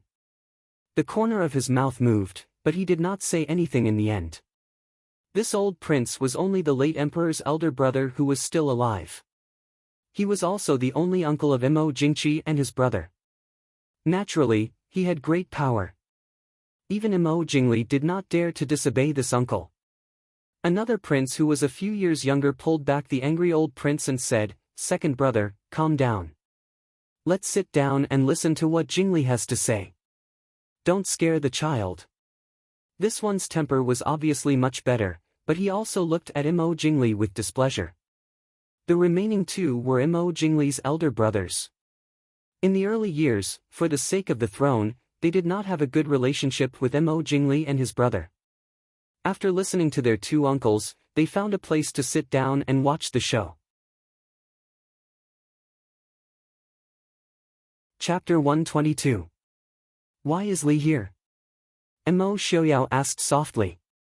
Yi Li looked at him helplessly. I just happened to bump into her. Mo Xiaoyao smiled faintly and did not ask more. He pulled Yi Li to sit beside him. Other than the sobbing Yi Ying and Mo Xiaoyao, who had a calm expression and half covered his face, everyone else in the hall was probably very embarrassed. After all, what they were going to talk about now was rather unusual. What was even more unusual was the people involved. One was the younger brother of the current emperor, and the other was the emperor's chosen future concubine. Although the imperial family had seen all kinds of dark and filthy things, everyone knew to cover their faces. But at least everyone knew that they had to find a cloth to cover their shame. It was rare to see something like this happen in public and spread to almost all the noble ladies in the capital in an instant. Shut up! What are you crying for? The old prince was also annoyed by the never-ending voices. He slammed the table and scolded angrily. Yi Ying was startled, and her crying stopped immediately. She stared blankly at the old prince with a face full of tears and did not dare to speak. The old prince snorted softly and then looked at the virtuous consort. "Consort, what is going on?" "Something like this has happened, the emperor." How would he explain it to the emperor? The old prince also knew why the virtuous consort Zhao had invited them over. The emperor would definitely be angry if such a thing happened. Mo Jingli had committed adultery with the emperor's concubine. Even killing him would be a light punishment. But, the virtuous consort certainly did not want Prince Li to die. The Empress Dowager certainly did not want this. The emperor probably did not want this either. Also, the emperor probably did not want to offend Nanzhao right now. Then, they had to plead for Prince Li and give the emperor a way out. The virtuous consort sighed and said, "I don't know what happened either. I just heard that something had happened here and hurried over." "I saw." Yi Ying snorted and said shrilly, "What else could have happened? Wasn't it this slut who seduced the prince?" "Yi Ying." Old concubine Xian Zhao frowned and stared at Yi Ying sternly. "Pay attention to your status. Don't treat yourself like those uneducated shrews. If you don't want to stay here, go back to your room." Yi Ying bit the corner of her lips and turned her head away without saying anything. The old prince frowned and looked at Mo Jingli, who was standing in the middle of the hall, and asked, "Jingli, you should be greeting the guests in the front yard at this time. Why are you in the ladies' resting area? Don't tell me you've forgotten the basic etiquette after getting married." Mo Jingli had always been cold and arrogant. He had probably never encountered such an embarrassing situation in his life. Moreover, this was in front of Mo Xiaoyao, his enemy since childhood, and Yi Li, whom he thought he had abandoned. This realization made him feel even more embarrassed. His entire face was filled with boundless anger. Someone sent a message to invite I over. So? After coming over, you made love with the emperor's concubine in bed? The young prince sitting on the side sneered. The ridicule in his eyes was obvious. These princes and Yi Li had met once before. The man who spoke was Mo Xiaoyao's half-brother, Prince Mo Jingyi. Mo Jingli's face was gloomy as he shot daggers at him. Mo Jingyi didn't care. He sneered and simply raised his head to look at the roof. "Who sent the message? Who did you come to see? Even you can't enter the ladies' resting area without permission. Don't you know this rule?" Uncle Wang on the side also frowned and questioned. Everyone was in a bad mood. They were just attending a wedding and encountering this kind of situation. If it was an ordinary girl, they could just let Mo Jingli take her in. However, it was a princess, and a princess who had already been selected to be the emperor's concubine. After being dragged in by old concubine Xian Zhao, they had to get involved in this muddy water even if they didn't want to. At this time, everyone looked at Princess Xixia like they were looking at a slut.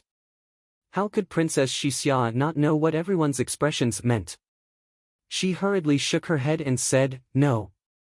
It wasn't me. I never sent a message to Prince."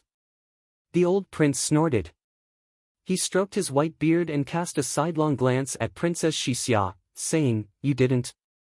Then how did Prince Li happen to be in the princess room?" At that time, if the ladies weren't drinking tea and chatting, then the young girls would be playing in the garden. Why did the princess happen to be in the room? More importantly, Zhaoyang didn't seem to have come to the wedding banquet. Then why is the princess here? The old prince threw out questions one after another, seeming a bit aggressive. However, everyone who wasn't in a good mood clearly didn't have the energy to sympathize with Princess Xixia, this foreign princess. Princess Xixia shook her head in a panic. She didn't have the arrogance she had seen before. Looking in panic at the expressionless people in the parlor, Princess Xixia's eyes suddenly lit up. She pointed in a direction and said, "It's her. She must have framed me and the prince." Yi Li, who had been shot while lying down, realized that her guess from a few days ago hadn't been wrong. All foreign princesses had problems with their brains. "Put down your hand. Otherwise, I don't mind if you never use your hand again in this lifetime," Mo Xiaoyao looked calmly at the agitated Princess Xixia and said coolly. Princess Xixia couldn't help but shiver. She unconsciously moved closer to Mo Jingli and didn't see the resentment that flashed through Yi Ying's eyes. In the Dechu state, she is the only one I have a grudge against. Princess Xixia bit her lip and said, and Prince Li also has a grudge against her. This is something everyone knows. Princess Xixia wasn't stupid. She knew very well that if she was thought to have seduced Prince Li, with her status as the future imperial concubine, even if the Dechu state killed her, Nanzhao wouldn't stand up for her. Therefore, she had to push all the responsibility away. But at this moment, she really couldn't figure out who wanted to repay her. Of the people present, only Yi Li had a grudge against her. Therefore, pushing the blame onto her was the best choice. Princess Ding. Everyone stilled. Yi Li helplessly sighed and softly said, Princess, His Highness and I only arrived at the prince's mansion with His Highness in the afternoon. After that, we went to see the old imperial concubine and the other madams. Around the afternoon, fourth sister and I left. We chatted in the garden for less than a quarter of an hour. After that, we met up with the three young ladies of the Hua Mansion, Qin Mansion, and General Murong's mansion. After that, we stayed in the garden to chat. There were many misses in the garden. I believe that everyone can testify. Also, when we found the two of you, it wasn't even 5 in the afternoon. In other words, it wasn't even 2 hours since I arrived at the Li Wangfu. In reality, the only thing that could make people suspicious was the time I spent with fourth sister. That is, it was 5 in the afternoon. Princess Xixia didn't seem to have received the invitation and arrived at the Wangfu before me and Prince.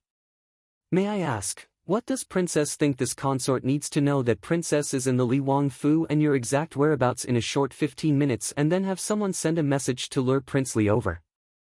Yi Li's words not only clearly explained her whereabouts, it also washed away the suspicion of her collusion with Yi Ying. Princess Consort still missed out a bit, and still needs to deduct Prince Li's and Princess Consort's time. Therefore, Princess Consort Ding doesn't even have a quarter of an hour. Chapter 123. Hearing this, everyone looked at Princess Xixia with even more unkind expressions.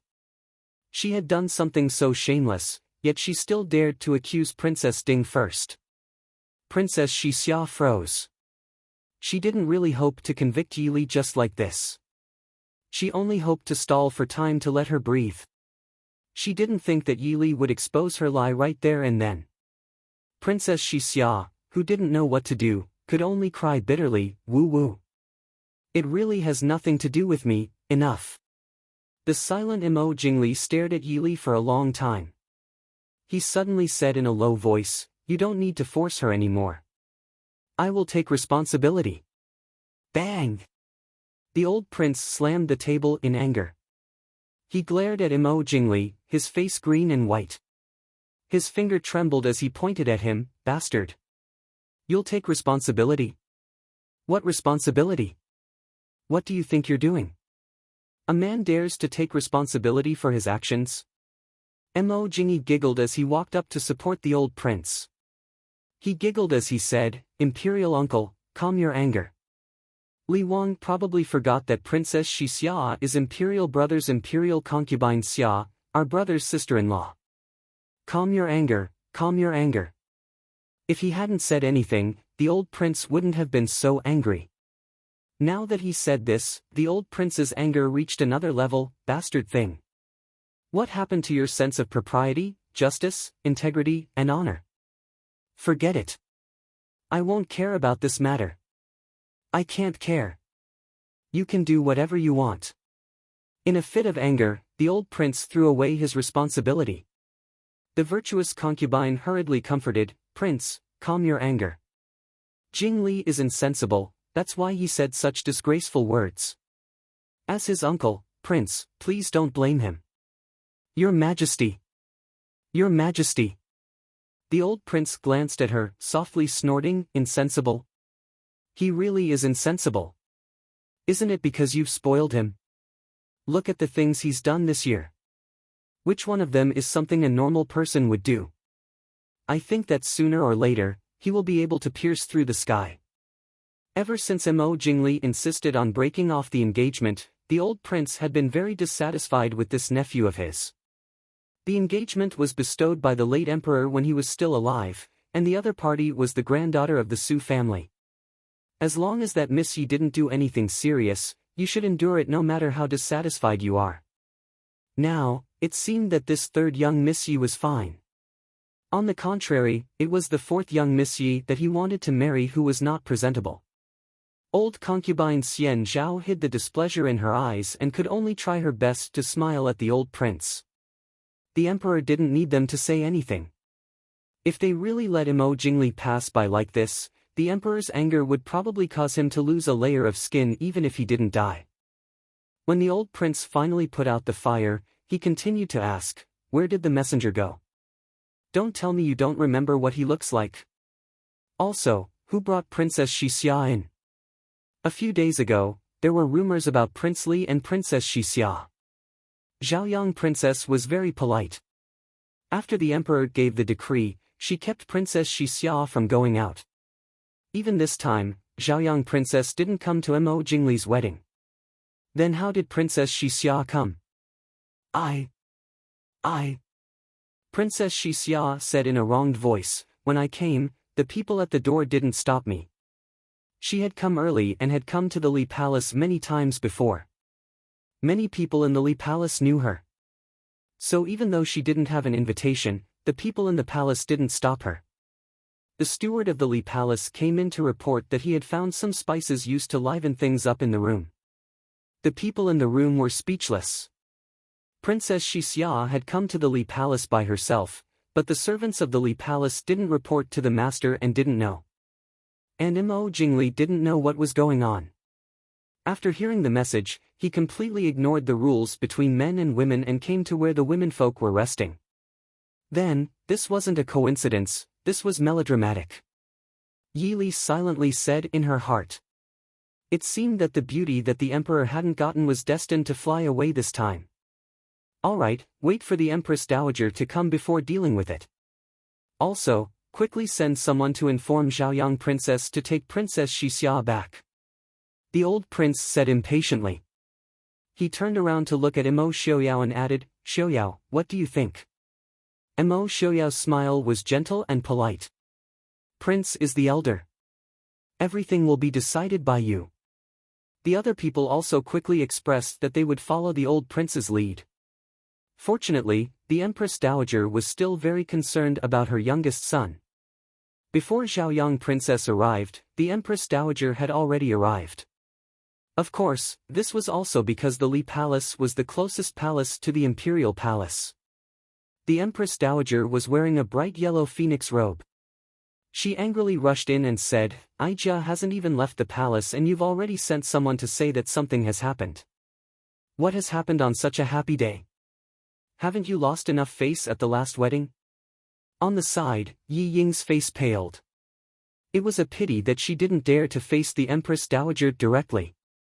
She could only hide on the side and not make a sound. Everyone stood up to greet her. The Empress Dowager sat down and listened to the old prince and Xian Zhao Taifei recount what had happened. Without waiting for the two to finish, the Empress Dowager was already furious. She fiercely scolded Mo Jingli. When the Empress Dowager scolded her son, she naturally didn't dare to interrupt and could only listen. A few madams who had nothing to do with this matter wished that they could bet their ears and secretly swore in their hearts that they would not come to the Li Palace again after a few days. When the Empress Dowager finally finished venting her anger, Mo Jingli and Princess Xixia were kneeling on the ground, begging for forgiveness. The Empress Dowager looked at Mo Jingli for a long time. Her expression finally softened. She gave a long sigh and said to the old prince, "Brother Wang, what do you think should be done?" The old prince stroked his beard and said, "Since the Empress Dowager has graced us with her presence, this matter should naturally be decided by the Empress Dowager." The Empress Dowager's expression was somewhat sorrowful as she sighed and said, "This matter really has damaged the emperor's face. Even if Aijia comes out to plead for leniency, I'm afraid it will be difficult to appease the emperor's anger. The old prince naturally understood what the Empress Dowager meant, speaking of which, Jingli did such a shameful thing. It's because us uncles didn't discipline him properly. I and brother Wang will personally go to the palace to plead for Jingli. We only hope that the emperor will give I this face. The Empress Dowager smiled gratefully and said, Brother Wang is the emperor's most respected uncle. The emperor will definitely not disrespect brother Wang. Leader, quickly thank your uncle. Mo Jingli said in a deep voice, Jingli thanks uncle. Thank you Uncle Wang. The old prince gave a snort and didn't pay attention to him. Receiving the old prince's promise, the Empress Dowager was naturally very satisfied. Even though the old prince didn't care about court affairs, he had a lot of prestige among the imperial relatives. As long as he was willing to plead for leniency, most of the princes would give him face. Even if the emperor was angry, it wouldn't be good to punish him heavily. Xian Zhao Taifei was also very satisfied. Looking at Mo Jingli and Princess Xixia, she asked in a quiet voice, Empress Dowager Jijia, this Princess Xixia, what do you think? The Empress Dowager furrowed her brows and said, Jia will go back and discuss with the emperor. After a few days, we'll think of a way to let her enter the family. The Empress Dowager didn't hide these words from the noblewomen present. Princess Xixia's status was different. Unless she didn't need to see anyone for the rest of her life, this matter would spread sooner or later. Now that she had spoken, everyone present was smart and naturally knew what to say and what not to say. Chapter 124. I don't agree. I also don't agree. Two female voices came from inside and outside, causing everyone to be stunned. The person inside was naturally the pale-faced Yi Ying who was on the verge of collapse. Outside, Princess Lingyun was wearing a red dress that was as beautiful as fire. Her red veil was lifted up, but it did not come down. Her almond eyes were currently releasing flames. She stood at the door and looked up at the people in the hall as she said, This princess does not agree. You Eastern Chu people should not think of humiliating this princess like this. Beside Princess Lingyun, Lei Tingfeng swept his eyes over the people in the audience and said in a cold voice, Empress Dowager, isn't Eastern Chu going too far by doing this? Before one wave had subsided, another wave came. Before anyone could speak, Princess Lingyun had already walked into the hall with large steps to Mo Jingli and Princess Xixia's side. In front of everyone, she quickly and fiercely slapped Princess Xixia's face. Slut! Half of Princess Xixia's face turned red and there was even a trace of blood coming from the corner of her lips. As if she still felt that it wasn't enough, Princess Lingyun raised her head to slap her again, but she was grabbed by Mo Jingli. Have you caused enough trouble? Princess Lingyun gave a disdainful laugh. She threw off Mo Jingli's hand and said with a cold smile, No matter how much trouble this princess causes, I would not shamelessly seduce the groom at someone else's wedding. This kind of trash is actually a country's princess. You really are losing face for all princesses. I heard that you've been clinging to King Li since the beginning. You could hook up with whoever you wanted before, this princess did not care. But doing this kind of thing at this princess' wedding is provoking this princess. The Empress Dowager knit her brows and said in a deep voice, Princess Lingyun, King Li and Princess Xixia were innocent and were framed. If you have any dissatisfaction, this widow will have King Li apologize to you. Right now, in front of all these princes and madams, don't cause trouble. Princess Lingyun gave a cold laugh. She raised her hand to take off the red veil on her head and threw it to the ground as she said, Apologize? This princess can't accept it. This princess doesn't want to marry anymore. What do you guys want to do? Anyway, if there's this bitch, there won't be me, and if there's me, there won't be her. Xian Zhao old concubines said, What does princess want? Princess Lingyun said proudly, Let King Li kill this bitch personally, and this princess can pretend that nothing happened. What? Everyone was shocked. Mo Jingli shielded Princess Xixia behind him. He stared at Princess Lingyun and said, Are you crazy? She is the princess of Nanzhao. So what? I am the princess of Xiling. How could this princess be afraid of a mere Nanzhao small country? Princess Lingyun raised her eyebrows. Lei Tingfeng coldly looked at everyone and said, "It seems like Lingyun was right. Eastern Chu does not place my Deling in their eyes. Since that's the case, I don't think there's a need to hold today's wedding. Prince Li, don't you agree?" Mo Jingli remained silent. Princess Lingyun coldly snorted and said, "Brother Wang, now you see. They don't place us in their eyes at all." Lei Tingfeng indifferently looked at Princess Lingyun and said, "Pack up your things, we're going back. Immediately go to the palace and say goodbye to the Eastern Emperor Chu. We'll leave in a bit." "Yes." Princess Lingyun disdainfully looked at Princess Xixia and Mo Jingli. Her eyes did not have the shame of the wedding being abandoned halfway.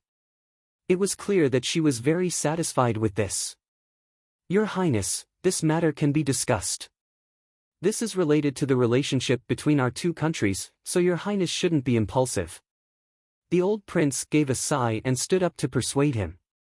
Lei Tingfeng indifferently said, "Many thanks for Prince's concern, but Eastern Chu has gone too far in this matter. It wasn't my shilling that was rude first. I believe that even if we go to the Eastern Emperor Chu, it won't be our fault. Prince Ding, Princess Ding. I ask the two of you to uphold justice. Don't the two of you agree?" Yi Li secretly hated Lei Tingfeng for slyly dragging them into this. In front of everyone's eyes, she revealed a somewhat reserved smile and said, "Your Highness, this matter is indeed His Highness King Li and Princess Xixia's fault, but there are still many questions that have not been answered. The most important thing is that this matter was an accident. Our Eastern Chu's sincerity towards your country is without a doubt. This point, I believe your Highness won't deny it, right? Didn't you bring Princess Lingyun here for a marriage alliance? I don't believe you're willing to bring her back." The old prince looked at Yi Li with praise and said with a smile, "Princess Ding is right. If King Li has let down Princess Lingyun, we will do our best to make it up to Princess Lingyun. If this affects the friendship between our two countries, that is not good. I ask your Highness to reconsider." Seeing Lei Tingfeng reveal a thoughtful expression, Princess Lingyun knit her brows and anxiously said, "Royal brother." Lei Tingfeng glanced at her indifferently, then looked at the Empress Dowager and said, "Lingyun is the princess that imperial uncle dotes on the most. When she's at home, no one can bear to let her suffer the slightest grievance. I wonder how Eastern Chu wants to make it up to Lingyun."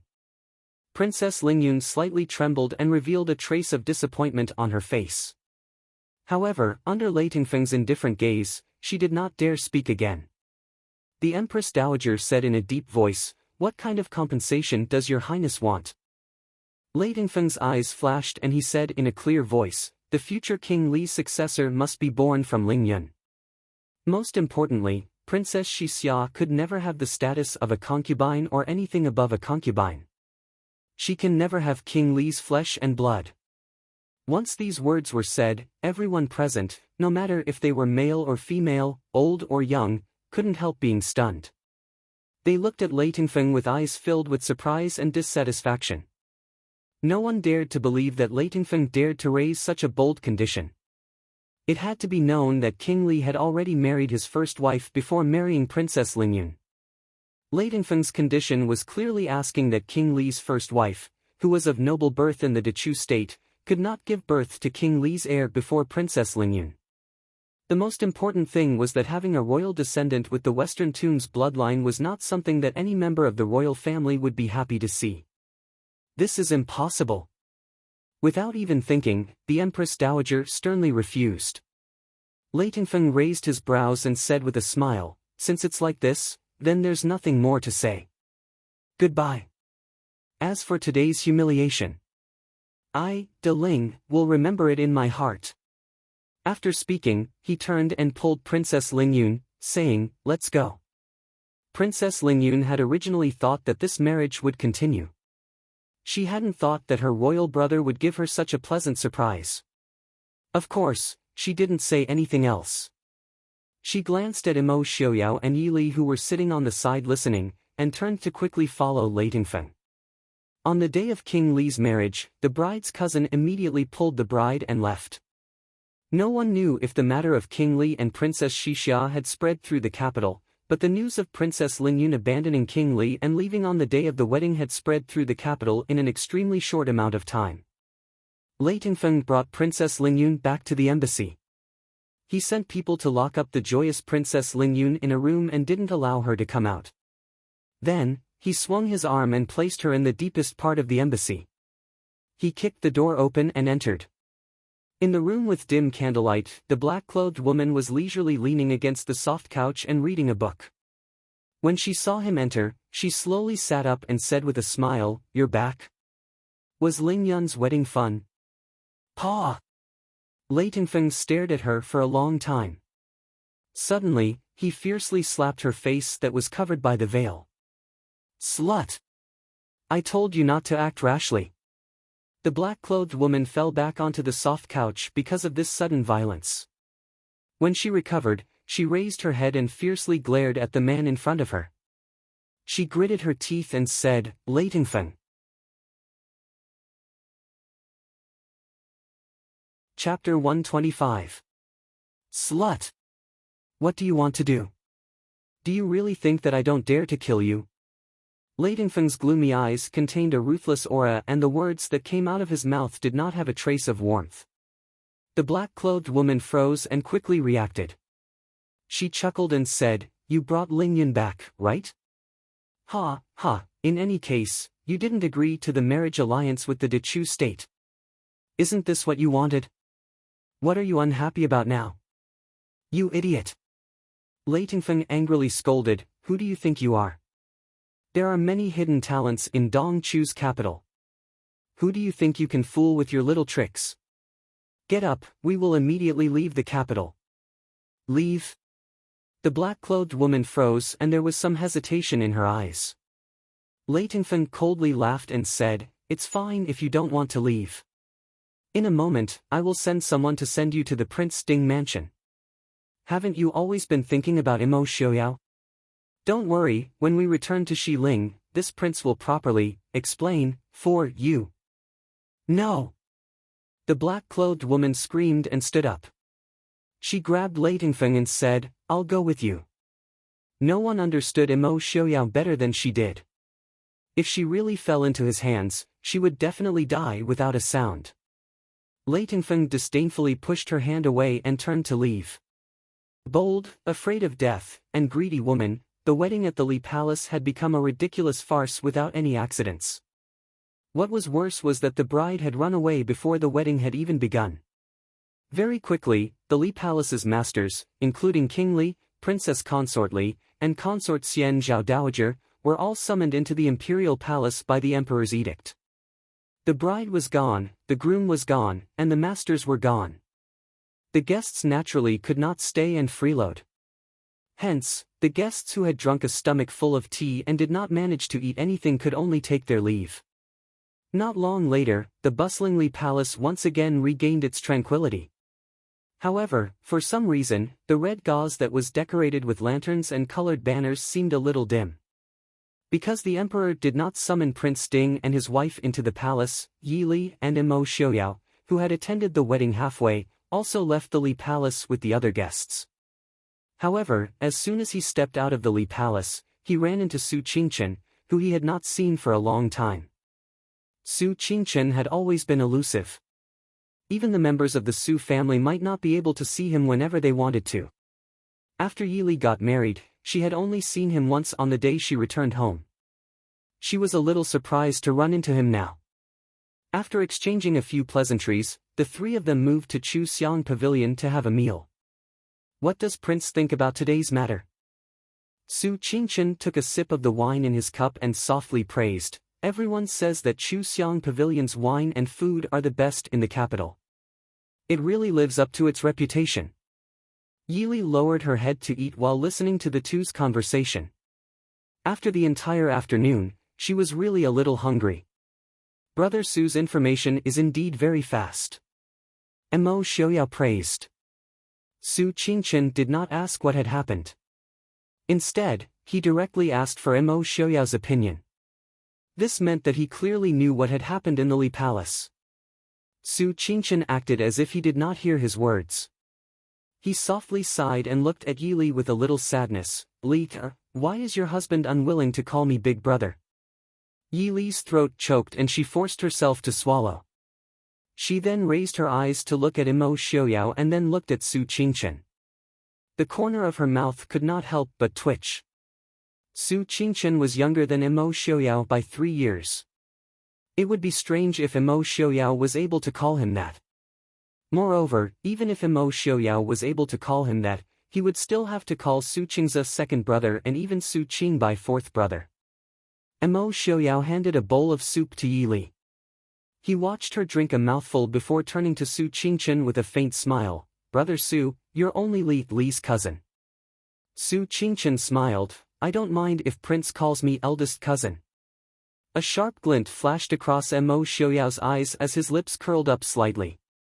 Then, this king thinks that brother Su should still remember, this one was once indebted to Mr. Qingyun for guidance in his studies. And you are Master Qingyun's grandson. I am Master Qingyun's student. Or perhaps I's grandmother seems to have the same surname as the first madam of the Su family. They were from the same family. In terms of age, they were 2 generations apart, but in terms of seniority, they were actually of the same generation. Yi Li of course understood that Su Qingchen did not have any intention of making things difficult for Imo Xiaoyao. He was just joking. Yi Li took a handkerchief and lightly wiped the corner of her mouth. She smiled faintly. Big brother, when did you start caring about how you address people? If Prince really does address people the same way I do, wouldn't that make the most handsome man in the capital look old? Su Qingchen calmly swept his gaze over Imo Xiaoyao and Yi Li. He saw Imo Xiaoyao's natural action of handing the soup to Yi Li and a trace of satisfaction appeared in his eyes. Hearing Yi Li's words, he pretended to be displeased and glared at her. He lightly sighed, as expected. Once you're married, you're siding with an outsider. Father and second uncle must be regretting agreeing to marry you off so early. The only girl of this generation of the Su family, she had become someone else's. Yi Li's beautiful face flushed a faint red. She said, Big brother, did you come here just to squeeze me? Su Qingchen shook his head. The smile on his face disappeared and he looked seriously at Imo Xiaoyao. Imo Xiaoyao pondered for a moment and said, Does brother Su think that there's something wrong with today's matter? Just now, Lei Tingfeng left the capital with Princess Lingyun. Su Qingchen said, they didn't even say goodbye to the emperor before leaving. Imo Xiaoyao's left hand unconsciously groped for the warm jade at his waist. He frowned and said, Today's matter must have been secretly manipulated by someone, but it can't be Lei Tingfeng. The alliance with the Dechu state was something that was decided long before he came to the Dechu state. It's impossible for him to suddenly give it up. Unless something unexpected happened. Yi Li frowned and asked, Has Lei Tingfeng's power reached the point where he can act on his own accord in this kind of matter? The marriage alliance between 2 countries was definitely not a small matter, even if both countries had bad intentions. But Lei Tingfeng could break the agreement just like that. Even if Imo Jingli was in the wrong first, if word got out now, Xiling would be in the wrong. Su Qingchen smiled faintly and said, It's not Lei Tingfeng who has this power. It's his father, Genom of Gojoseon, who has this power.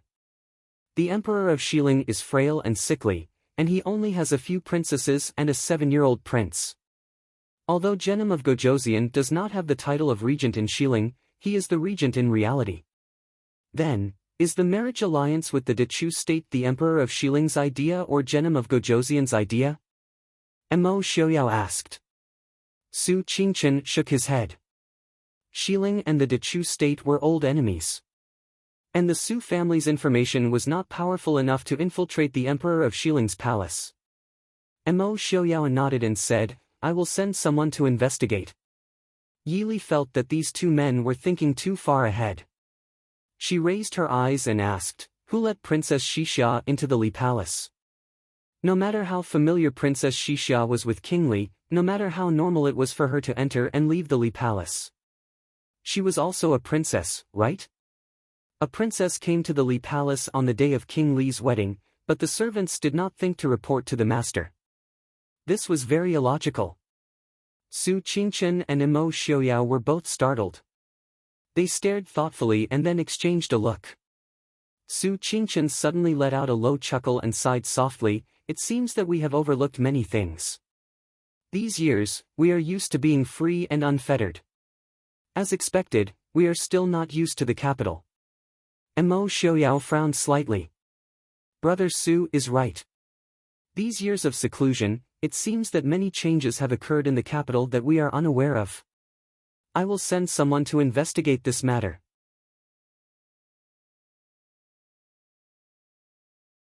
Chapter 126. Su Qingchen nodded and said, leaving it to the prince, I am naturally at ease.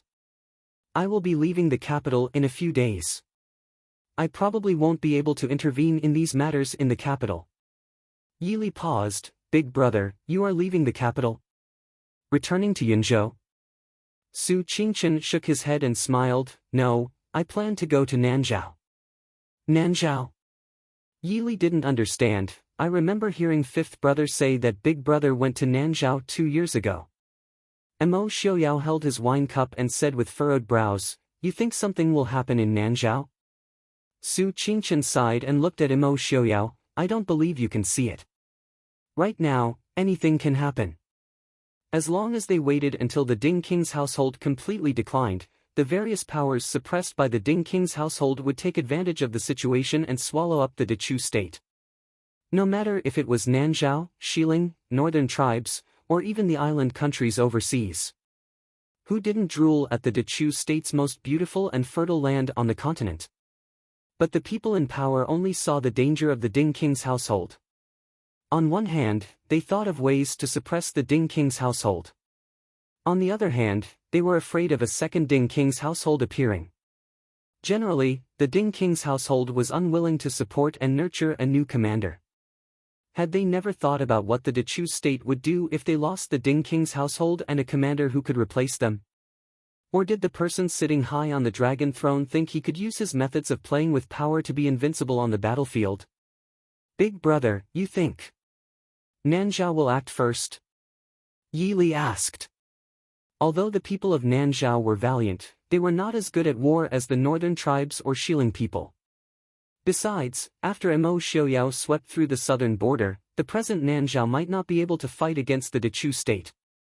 Su Qingchen said, originally, it shouldn't be, but now. I fear that person will act first against Nanzhao. Yili raised her brows and looked sideways at Imo Xiaoyao. She saw agreement in Imo Xiaoyao's calm eyes. Is that person crazy? There were already endless disputes with the northern tribes and Xiling. If they also started a war with Nanzhao, weren't they afraid that the three countries would join forces and attack them? At that time, not to mention the fact that the Dechu state did not have any capable generals, even if Imo Lanyun and Imo Lufang were to come back, the Dechu state would be in trouble. Su Qingchen sighed and said, although our late emperor was still young when he inherited the throne, the regent did teach him diligently. But, our former emperor probably didn't have the time to teach them. It seems that the Empress Dowager taught them. When the previous emperor passed away, he was only 40 years old. Originally, he probably thought that he could live for another 20 to 30 years, so he didn't intend to nurture a successor so early to make things difficult for himself. Who knew that he would suddenly pass away? Although the Empress Dowager was known as a heroine of the generation, she was still just a woman in the harem. What she could really teach the emperor was scheming and scheming. Of course, it was also the Empress Dowager's methods that allowed Imo Jingqi to sit firmly on the throne after the previous emperor passed away. However, scheming and scheming could be used to seize power, but it could not be used to govern it. Although Imo Jingqi's goal was to become a sage, he knew in his heart that his ability to govern the country might not even be as good as his imperial father's. Therefore, he valued and was more careful about his throne. As long as there was someone who could threaten his throne, he would mercilessly eliminate them. Yili frowned and said, but Big Brother can't do anything even if he goes. What if he encounters danger? Looking at the two worried men in front of her, Yili couldn't help but sigh. This world was like this. Some people were racking their brains to worry about the country and the people, while others were scheming in the dark. Some people were suffering in their sobriety, while others were singing and dancing in their ignorance. Su Qingchen smiled and said, I have some friendship with the Crown Princess of Nanzhao. I'm just going to see her. Crown Princess? Yi Li sighed at Su Qingchen's wide circle of friends. Mo Xiaoyao raised his cup and looked at him, saying, many thanks. Su Qingchen raised his cup in return, calmly saying, no need. This is father's idea. It's not for the sake of the Crown Princess. The Su family would not betray the Dechu state, but the Su family was not a savior. They had no power to turn the situation around. They could only do what they could do.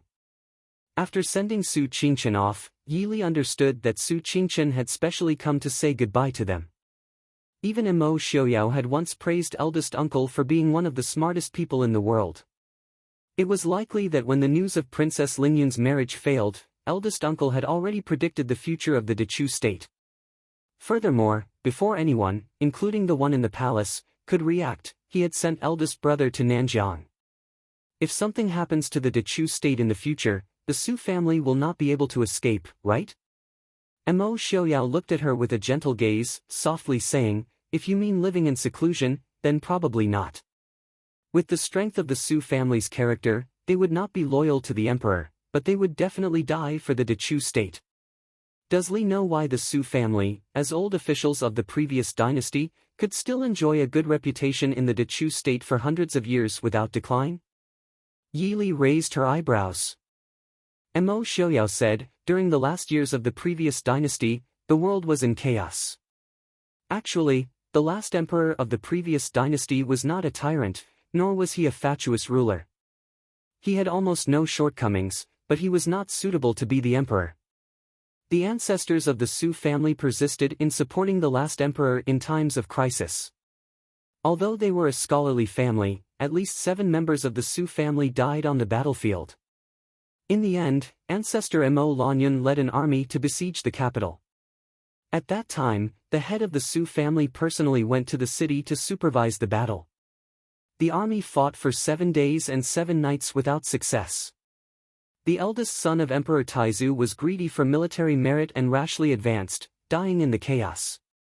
Emperor Taizu was furious. He ordered the soldiers to kidnap the people near the capital and kill them outside the city every day. As long as the last emperor did not surrender, he would kill 5,000 people every day. Moreover, the day the city was broken, the whole city would be slaughtered. The next day, the head of the Su family personally killed the last emperor and opened the city to surrender. The only condition was that the people near the capital and the people near it were not to be harmed. On the day the Dechu army entered the city, the head of the Su family left a letter to his ancestors, then committed suicide.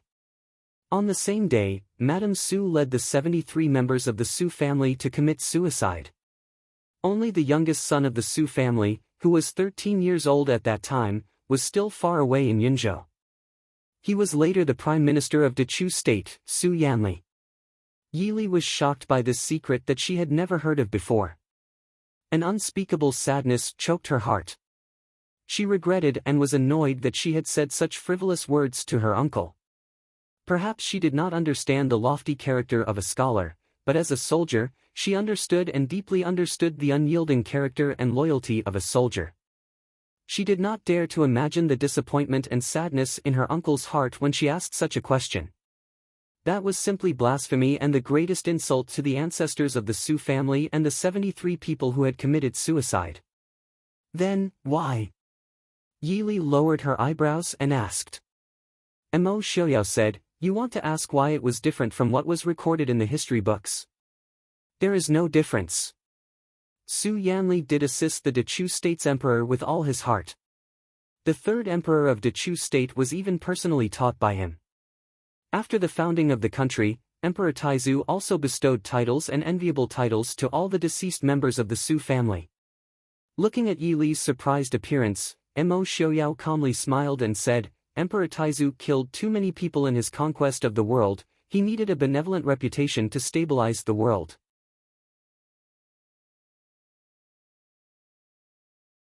Chapter 127. What letter did the Su family's ancestor leave for Prince Ding? Yi Li asked with some hesitation.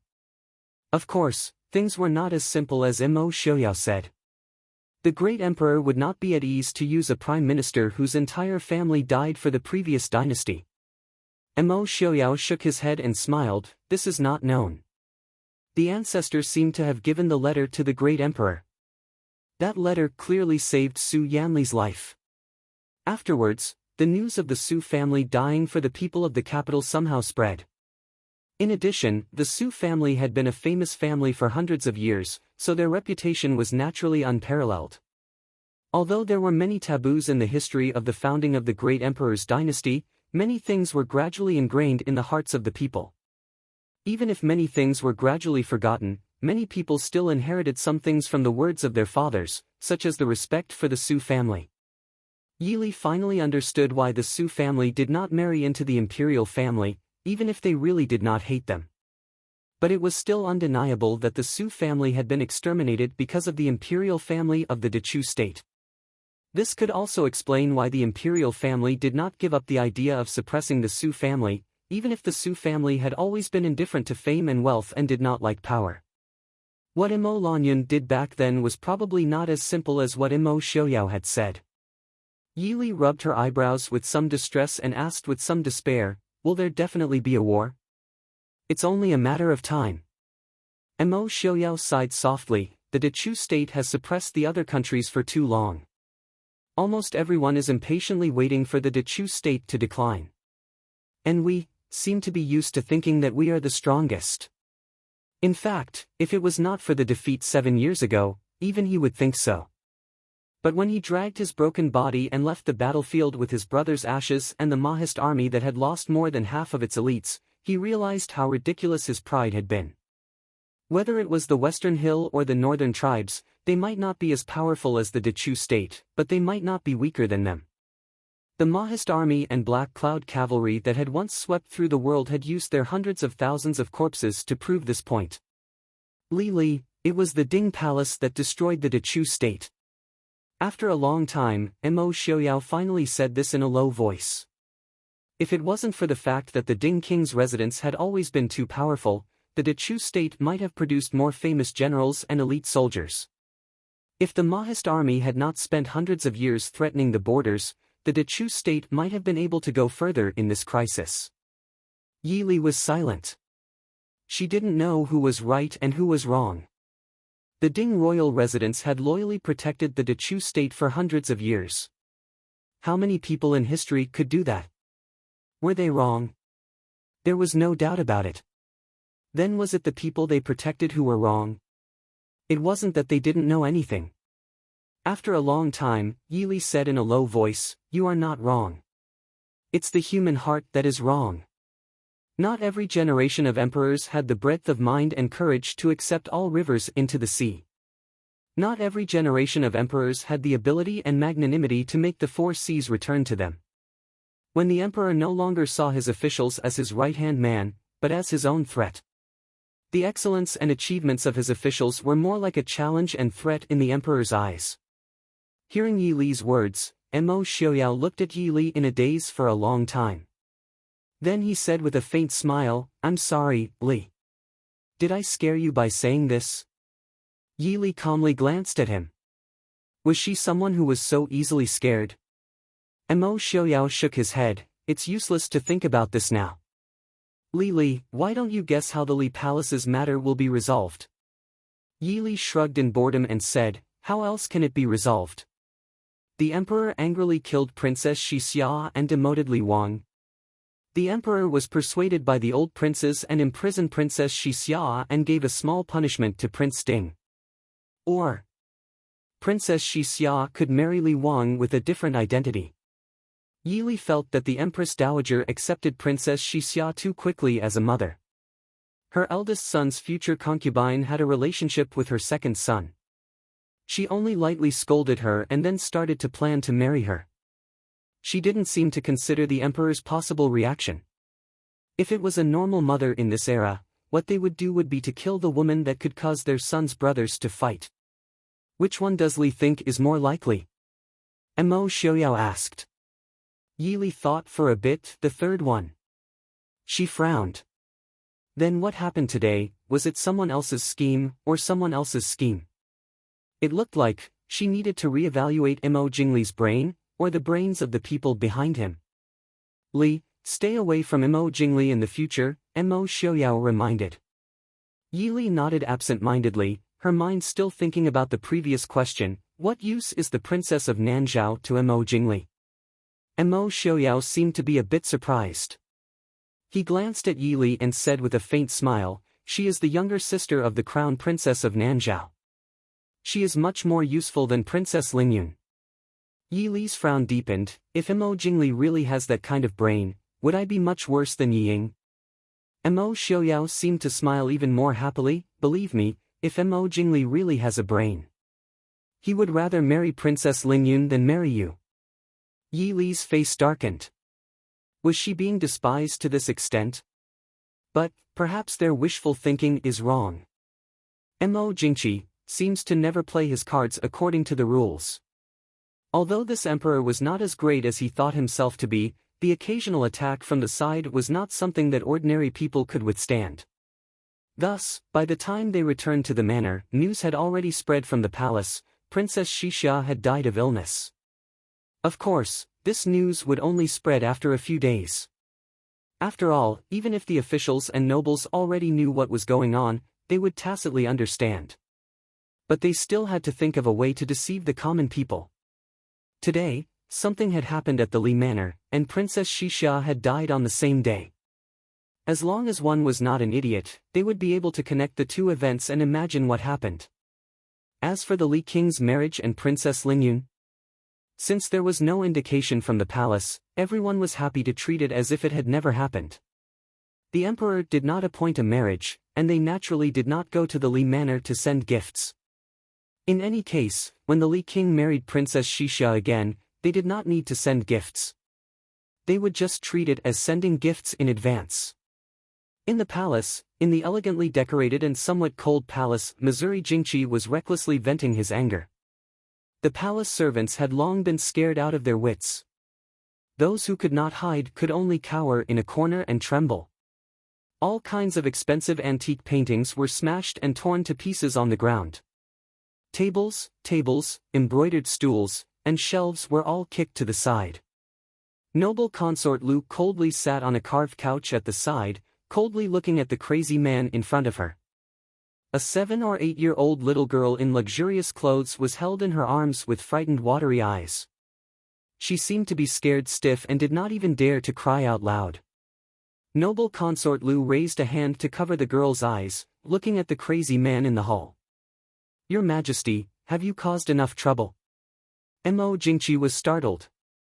He slowly stopped and turned back to look at noble consort Lu's cold face. A trace of hostility flashed through his hazy eyes.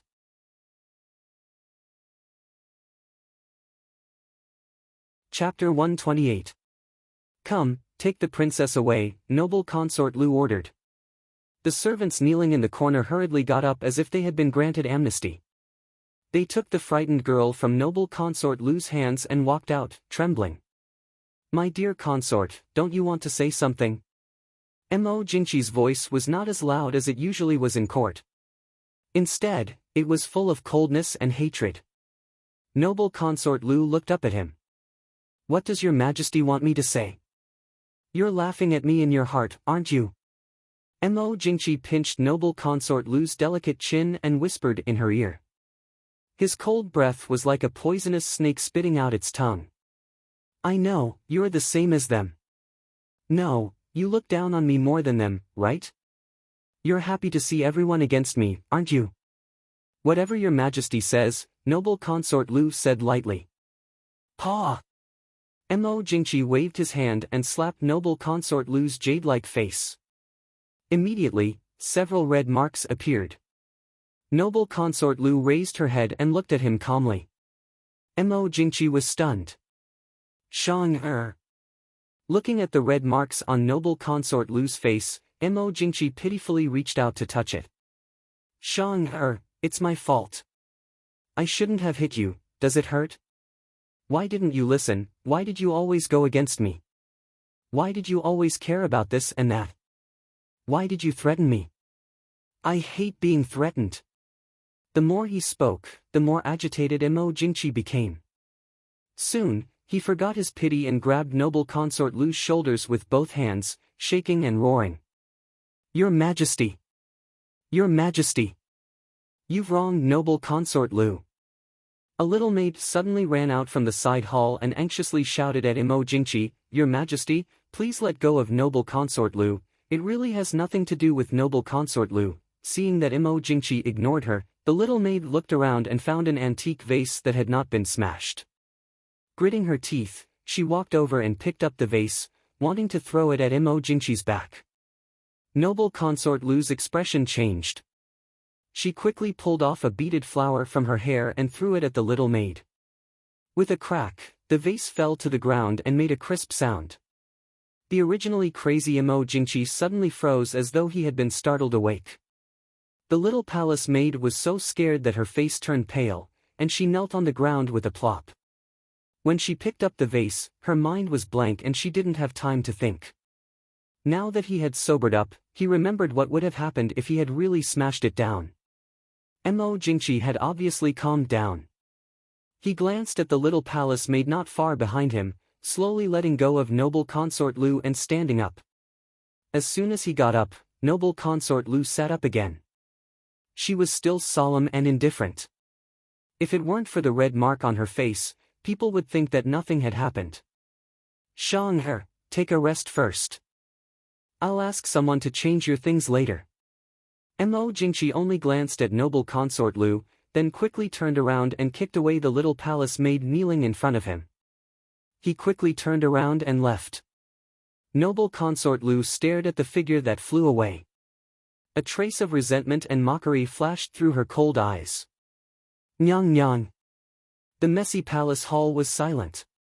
After a long time, the young palace maid kneeling on the ground carefully called out. Noble consort Lu's face had returned to its usual calmness, as though nothing had happened. She said indifferently, Get up. What happened in the Li Palace today? Emo Jingqi wouldn't go crazy for no reason. Today was the day of King Li's marriage. There was nothing important. Although Prince Ding's marriage had made him a little anxious recently, he wouldn't suddenly explode. So something unexpected must have happened today. The little palace maid thanked her and got up. She walked to noble consort Lu's side and whispered, The Empress Dowager went to the Li Palace in a hurry, and then the Emperor summoned King Li, Princess Consort Li, and Consort Xian Zhao to the palace. After King Li left, the Emperor immediately came to see Nyang Nyang. I didn't have time to report this. Noble consort Lu frowned. Summoned King Li to the palace? What about King Li's wedding? The little palace maid said, This is what I wanted to report to Nyang Nyang. The wedding has been cancelled. It said that Crown Prince Genom of Gojoseon of Xiling took the Princess of Xiling and left in a rage. It seems that something happened in the Li Palace, where the womenfolk are resting. Noble consort Lu frowned and waved her hand. Send a letter back and ask mother to come to the palace as soon as possible. Even if she was favored, she was always slow to get news from outside the palace. Yes, Nyang Nyang Nyang Nyang. Nyang Nyang, the Emperor. Noble consort Lu curved her lips and smiled coldly. It's nothing. He was probably bullied by the Empress Dowager. We'll find a way to help him vent his anger. The little palace maid pursed her lips and smiled. Nyang Nyang knows the Emperor best. But, the old master sent a message to Nyang Nyang, asking Nyang Nyang to be careful of the Empress Dowager. After all, the Empress Dowager was a woman who fought her way out of the noble concubines of the late Emperor. Not only did she give birth to 2 sons, but she also defeated those women and princes and helped her son become the Emperor. The Empress Dowager was definitely not a woman who could be easily dealt with. Noble consort Lu said lightly, I know. The Empress Dowager is indeed powerful, but I'm not weak either. The Empress Dowager was indeed smart and powerful. But her biggest mistake was that she never understood what her son was thinking. Did she really think that Imo Jingqi was the only one who couldn't stand her desire to control everything? As long as a man had ambition, he wouldn't be able to stand it. It was just that some people didn't want to, while others couldn't. In the Ding Palace, in the secret training ground in the depths of the Ding Palace, Yi Li's face darkened as she stared at Qing Luan and Ah Jin, who were using Qinggong to fly around in front of her. Qing Shuang, whose Qinggong was also not good, hid in a corner and laughed secretly. Even Imo Xiaoyao, who was sitting by the side, couldn't help but smile. Yi Li really didn't understand. With her body's coordination, balance, and other qualities, and according to Imo Xiaoyao, she had a good physique for practicing martial arts. Why couldn't she learn Qinggong? She could use the plum blossom pile as if she was walking on flat ground. She had even mastered internal energy, which was a mysterious thing in the eyes of modern people. Why couldn't she fly? Luckily, Imo Xiaoyao had found a set of Qinggong that was said to be suitable for women. Now, even Qing Shuang had learned it well, but she didn't feel anything. In fact, if it was a real battle, Yi Li didn't think there was much difference whether she knew Qinggong or not. Anyway, she didn't feel any pressure moving up and down a wall that was more than 10 feet high. She didn't think that people with good Qinggong could do better than her when it came to hiding. If it was a real close combat, Qinggong wouldn't be of much use. But, wasn't it the dream of every martial artist in China to be able to move around freely? Since it really existed, based on the principle of having more skills, why didn't she learn it? Li, what are you thinking about? Seeing Yi Li's rare irritation, Imo Xiaoyao was very gentlemanly and didn't laugh at her. But from the light in his eyes, she knew that it wasn't that he didn't want to laugh. He just didn't want to laugh.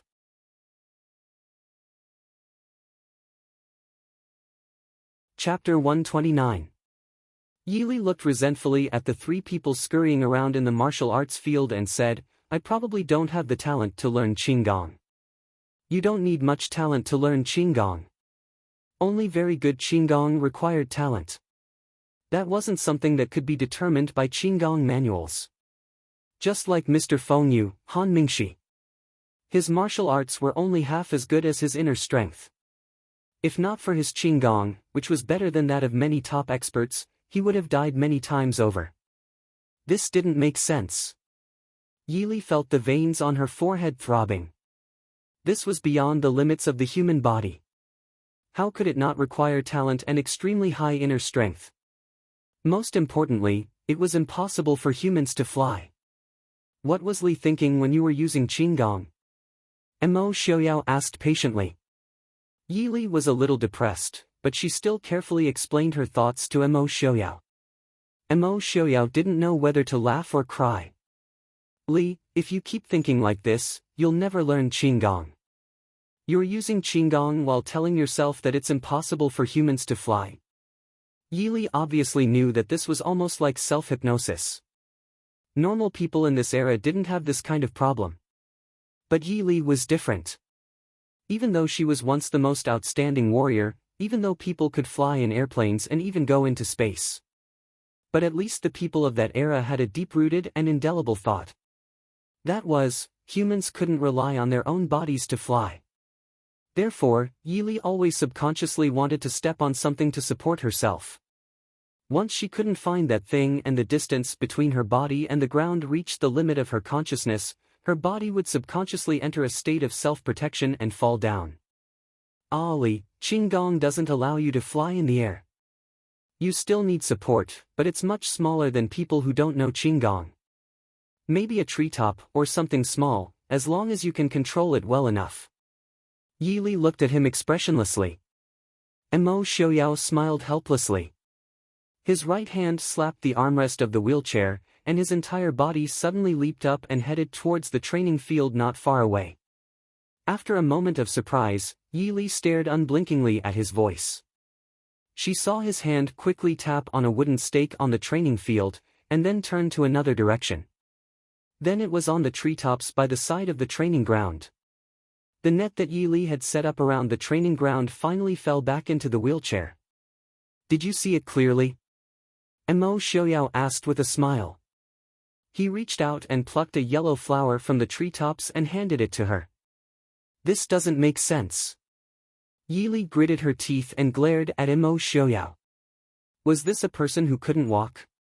Is that so? Actually, she was the one who couldn't walk, right? Imo Xiaoyao looked at her in confusion. I know. Yili took the flower and played with it. Let me think about it. Imo Xiaoyao smiled. I think Li is thinking too much. Or you can think about it. Imagine the peace you would feel if you fell from a 100-foot cliff. Without anyone to rely on, you wouldn't be able to turn anything. Naturally, you wouldn't be able to support yourself. Yili looked at him silently. She had really jumped from 100 feet, no, a few hundred feet. If that was the case, every paratrooper would become a Qinggong expert. I know, I'll try.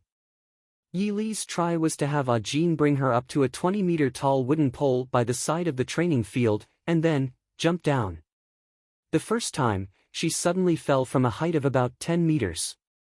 Yili was quite lucky as she was caught by a tree branch and fell into a sandpit by the side of the training field.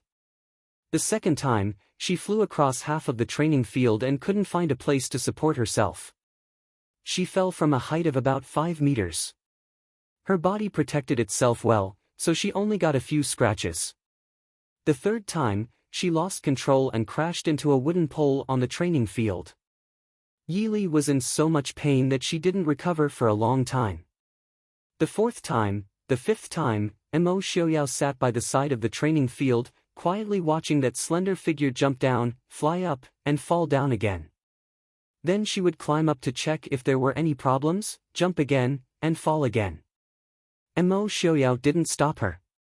He watched as she failed again and again, then tried again and again. For the first time, an intense and unfamiliar emotion appeared in his calm eyes. In his deep eyes, there was only that slender figure that kept falling and standing up. Imo Xiaoyao, you're actually abusing a woman? Feng Zhiao's voice suddenly rang out in the quiet training field. The shadow guards who were silently guarding in the dark twitched their lips and almost fell from their hiding places. Feng Zhiao walked over while fanning himself. He looked at Yili in the training field, then looked at Imo Xiaoyao who was sitting silently by the side. He shook his head and sighed, "Ah Yao, that's your wife, not your enemy. I didn't think that after these few years, you'd become even more uncaring towards women." Imo Xiaoyao raised his head and glanced at him without saying anything. Seeing Yili fall to the ground again and again, he wasn't in a good mood. After being snubbed, Feng Zhiao rubbed his nose and silently stood to the side. After watching for a while, he asked in confusion, "What is sister-in-law doing?" "Qinggong," Imo Xiaoyao said. Feng Zhiao's expression twisted. His chin was almost poked by the fan. "Qinggong? Isn't she afraid of falling to her death?" These people had all learned martial arts since elementary school. Feng Zhiao was born in the wild and had never been taught by a proper master. But he had never seen this kind of training method. Were women more desperate than men these days? As soon as he said this, he felt a cold glare on his body. Feng Zhiao looked at the unhappy Imo Xiaoyao and smiled apologetically. He moved to the side to watch Yili practice. Yili had lost count of how many times she had fallen. When she was finally able to land on the ground, she felt as if she had been beaten up from head to toe. Her entire body was in pain. But inside, she gave a big sigh of relief. She felt that she had never been so happy and satisfied since she had come to this world. Clap clap clap, outside the field, Feng Zhiao clapped his hands and raised an eyebrow at Yili in admiration. Qing Luan and Qing Shuang immediately gathered around. Qing Shuang's bright eyes were already red and swollen. She didn't care that there were people present as she hugged Yili Xiaojie and started to cry. Yili looked at herself and laughed as she patted the little Yadu in her arms to have her stand properly. Then she walked in front of Imo Xiaoyao. "Feng Gongzi, we meet again." Feng Zhiao sighed and said, "Wang Fei really opened this one's eyes today." Yili said helplessly, "It's very easy for other people to learn, but it's very difficult for me. Since I want to learn, I naturally have to put in more effort." Mo Xiaoyao smiled faintly and said, Li, let's stop here today. You can go back to freshen up and rest. Then you can find a doctor to take a look. Feng San and I will be in the study. Yili nodded and smiled, it's nothing serious. It's just that it hurts a little. I'll go back first. Feng Gongzi, goodbye. Looking at Yili's back as she left with Qing Luan and Qing Shuang, Feng Zhiao turned around and asked, Ayao, what are you doing? The Shadow Guard and the Black Cloud Cavalry can't even protect the mistress of the Ding King's estate and make her learn self-defense skills?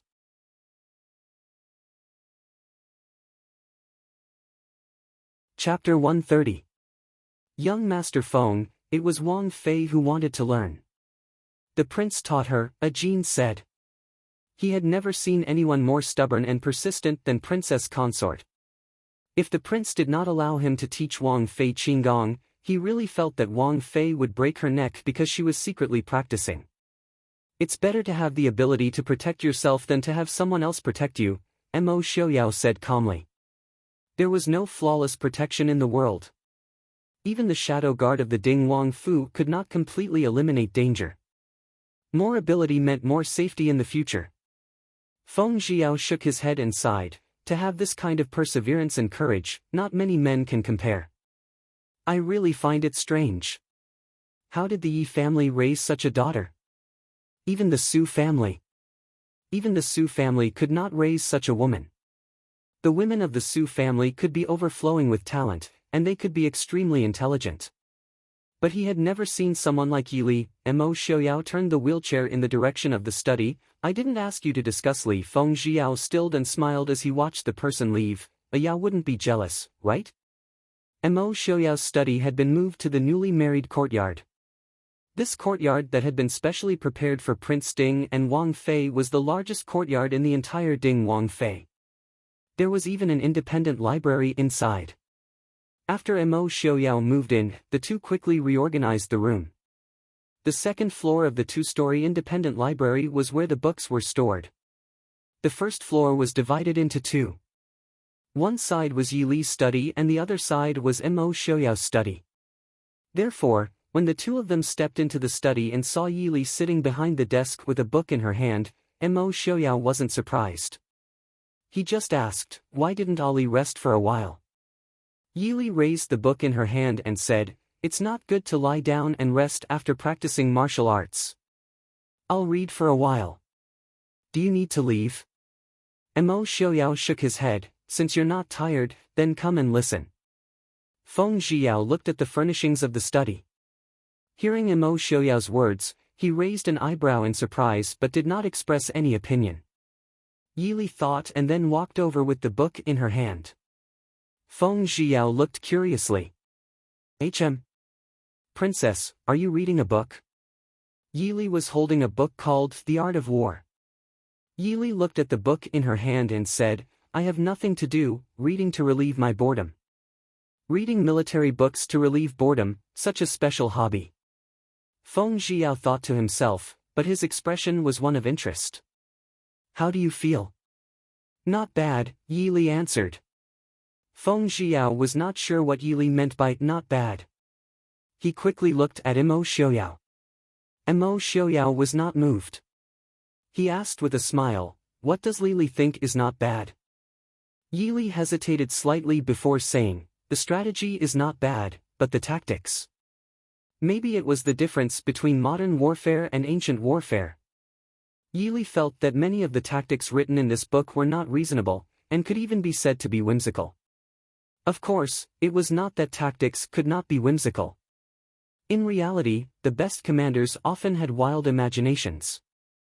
But what was written in this book, in reality, Yi Li felt that it was more appropriate to call it a novel. This author definitely had never been on the battlefield, Yi Li thought to herself. Strategy? Tactics? Feng Zhiao raised an eyebrow. Yi Li felt a bit vexed, but her expression was very calm as she looked at Mo Xiaoyao and said, strategy refers to the overall plan and strategy of the war. Mo Xiaoyao glanced at Feng Zhiao and said calmly, tactics refers to the specific methods used to achieve the goal of the war, the deployment of troops, and the strategy to defeat the enemy. Do you understand? Feng Zhiao looked at the calm couple in front of him in dismay. Were they looking down on his lack of knowledge? What does Lili think of tactics? Mo Xiaoyao ignored Feng Zhiao's expression and asked Yi Li. Yi Li shrugged. Compared to the Taizu armament code, I feel that this is more like a legendary novel. You've even read the Taizu armament code? Feng Zhiao screamed. Yi Li looked at him strangely and said, my uncle and grandfather both have the Taizu armament code. What's so strange about reading it? My uncle taught me. She wasn't lying. Her uncle had indeed taught her the art of war. But it hadn't even been a month, so the Taizu armament code definitely hadn't been finished. This sentence also explained why she knew so much about the military. The Taizu armament code was indeed one of the best military books she had ever seen in this world. Feng Zhiao silently thought to himself, how did you grow up in the Yi family and the Su family? If you were born in the Murong family, with the way General Murong taught his daughter, perhaps there would be a female general in our dynasty. The Taizu armament code wasn't just a book. The book had a total of 29 volumes, recording the battles of 17 famous generals in the early years of Taizu's founding. There were also commentaries written by the Dingwa Prince Mo Lanyan. It could be said that it was one of the must-read books for the generals of the Dechu state. There are many military books in the study in the front yard. If Yi Li likes them, you can go there to get them. Mo Xiaoyao said. This yard wasn't a place to deal with matters, so the books in the study were mostly poetry or miscellaneous books. There were also a few military books, but they weren't of the highest quality. Hearing this, Yi Li's eyes lit up. There were many books in the study, but other than the poems and biographies that she wasn't interested in, the only books left were history, geography, and travel books. She wasn't interested in the matters of this dynasty or the secret history of this dynasty, so she had already browsed through the history books before she got married. So she could only read things like geography and travel books. But this kind of scenery that she couldn't see and touch made her depressed. This couple, this grandfather has to give it to you. Feng Zhiao's heart twitched as he rolled his eyes. After returning to the main topic, Feng Zhiao looked much more serious and pleasing to the eye. He looked apologetically at Mo Xiaoyao and said, Yao, I'm very sorry. I seem to have neglected many things these years. Mo Xiaoyao looked up at him, what? Is there news from the Li Palace? Feng Zhiao nodded and said, Princess Lingyun thought she was smart enough to scheme against Mo Jingli. I'm afraid that she doesn't know that she was the one being schemed against. How so? Supposedly, the Li Palace has already found out that the incense in Princess Xixia's room was placed by Princess Lingyun. Princess Xixia's room was also placed by Princess Lingyun's people. But, the servant girl that Wang Fei said was the first to charge into Princess Xixia's room that day was not one of Princess Lingyun's people, nor was she one of Princess Xixia's people. It was, a servant girl that Xian Zhao Taifei had brought out of the palace, Feng Zhiao said with a slightly serious expression. Yi Li asked with a frown, that servant girl. Feng Zhiao said, that servant girl was secretly killed that afternoon. I sent people to keep an eye on the Li Palace and Zhaoyang Princess's palace. When Princess Xixia was taken back, there was no servant girl with her. It wasn't until midnight that someone took a servant girl's corpse out of the back door and threw it into an unmarked grave outside the city. But that servant girl's face was disfigured before she died and she didn't have anything to prove her identity.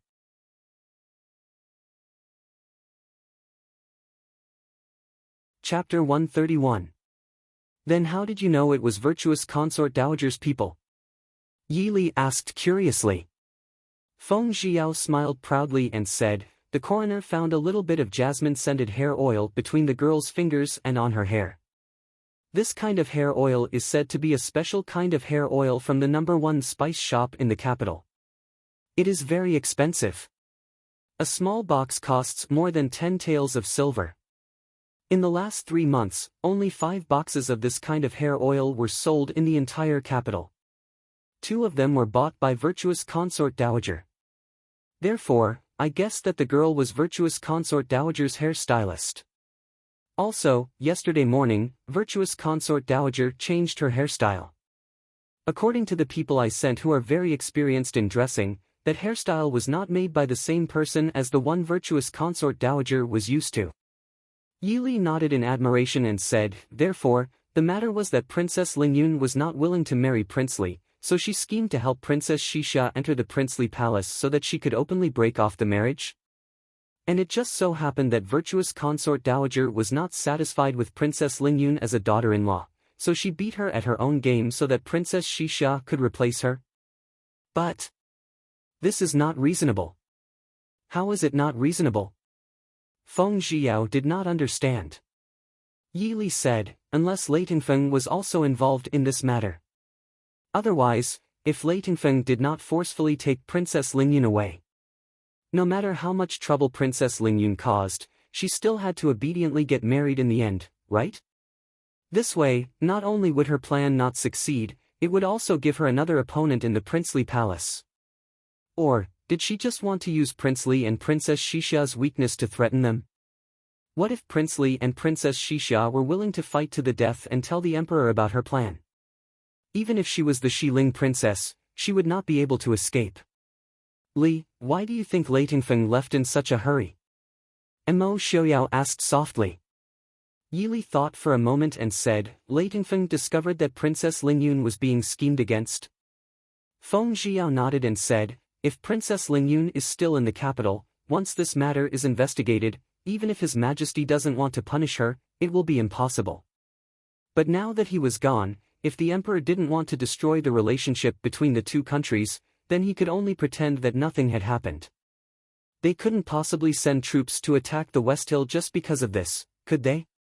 However, with this mess, Lei Tingfeng's trip to the Dechu state can be considered a waste. A good marriage plan had been ruined by that silly girl, Princess Lingyun. Lei Tingfeng would definitely be so angry that he would vomit blood. Yi Li sighed. She turned to look at Mo Xiaoyao and asked, should I be glad that I'm not worth his time and effort? Mo Xiaoyao smiled. Indeed, we should rejoice. After all these years, Jingli has really made me see him in a new light. Feng Zhiyao curled his lips and said, I don't think so. The truly powerful one is the one by his side. If he really is that scheming, why would he give up and marry Ying?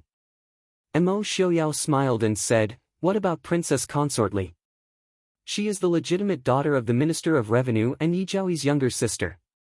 Feng Zhiyao said disdainfully, sister-in-law is also the legitimate daughter of the Minister of Revenue and Master Qingyun's granddaughter. Mo Xiaoyao, do you know why His Majesty is not worried about me marrying Princess Li? Asked Mo Xiaoyao. Feng Zhiyao raised his eyebrows. Mo Xiaoyao said, the Su family will not rely on anyone and will not help anyone fight for the throne. His Majesty understands this, I understand it, and Mo Jingli naturally understands it as well. It is impossible for him to receive any help from the Su family. On the contrary, if he intends to raise an army or conspire to harm the people, the Su family may even become an obstacle to him. Back then, the ancestors of the Su family personally killed the emperor and did their best to assist the emperors of the Dechu state. This was not a legend. However, Mo Jingli probably only thought that the Su family was loyal to the emperor. After all, the true secrets were passed down between the emperor, Prince Ding, and the head of the Su family. Even so, putting aside the Su family, Yi Zhaoyi is also the legitimate daughter of the Minister of Revenue. She is also Minister Ye's legitimate daughter.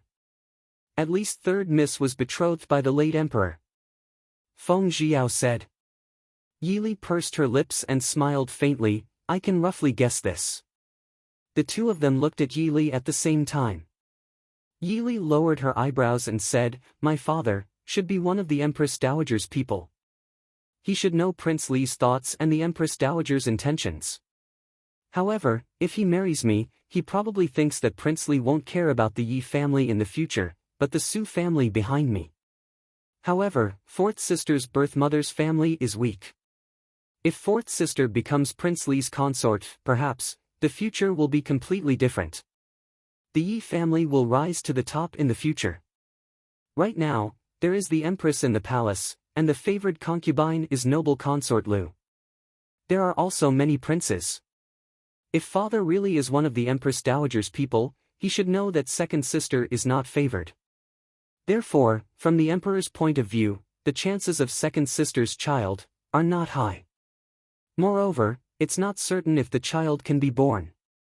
Thinking back to the past few days, Yi Li really admired her father. Everyone thought that he married Ying to Prince Li to support Yi Jiaoyi in the palace. However, they didn't know that Yi Jiaoyi was actually the spare chess piece. What a good plan. It was a pity that Yi Ying didn't choose well. If there were two Yi Yu, perhaps Yi Shangshu's plan could succeed.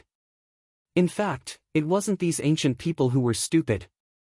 It was her who had always looked down on these people who was stupid. With old Madame Ye's shrewdness and Yi Shangshu's cautiousness, how could she think that the two of them were conceited just because Yi Jiaoyi was pregnant? What a surprising deduction. Feng Zhiao looked at Yi Li and said, "Why does Princess think that Yi Shangshu is one of the Empress Dowager's people? Even the person on the dragon throne couldn't think of this." However, Princess Ding didn't guess wrong. Yi Li said faintly, "Father seems to show dissatisfaction with Prince Li from time to time. However, he has never done anything to affect Prince Li. Since he has already married his most valued daughter to Prince Li, why does he always show dissatisfaction with him? It seems like he is doing it for everyone to see." Last time, the betrothal was Princess Linyun. It was said that the Empress Dowager and Prince Li were not satisfied. Father's attitude was very tough. Of course, there was also the concern for fourth sister's future. However, this time, with father's intelligence, it is impossible for him to not see that Princess Xixia will definitely enter Prince Li's palace. Even if she changes her identity, Princess Xixia's position in Prince Li's palace will not be low. However, this time, father didn't seem to say anything. Even fourth sister was sent back by father on the day she went home. Fourth sister told me that father is already preparing to send fifth sister into Prince Li's palace as a Shu Fei in a month. He said it is to help fourth sister consolidate favor and prevent Princess Xixia from taking the lead. Mo Xiaoyao looked at Yi Li and said with a faint smile, "What Li Li said is correct. Yi Shangshu, for him to be able to ascend to the position of Shangshu so early, it is indeed related to the Empress Dowager. However, I am more inclined to meet the source of both sides." Yi Li blinked and said, "You are saying that father plans to see which side has a higher chance of winning before betting on which side. The current paranoia is not something that normal people can understand. If Yi Daren is not loyal, he will not believe him."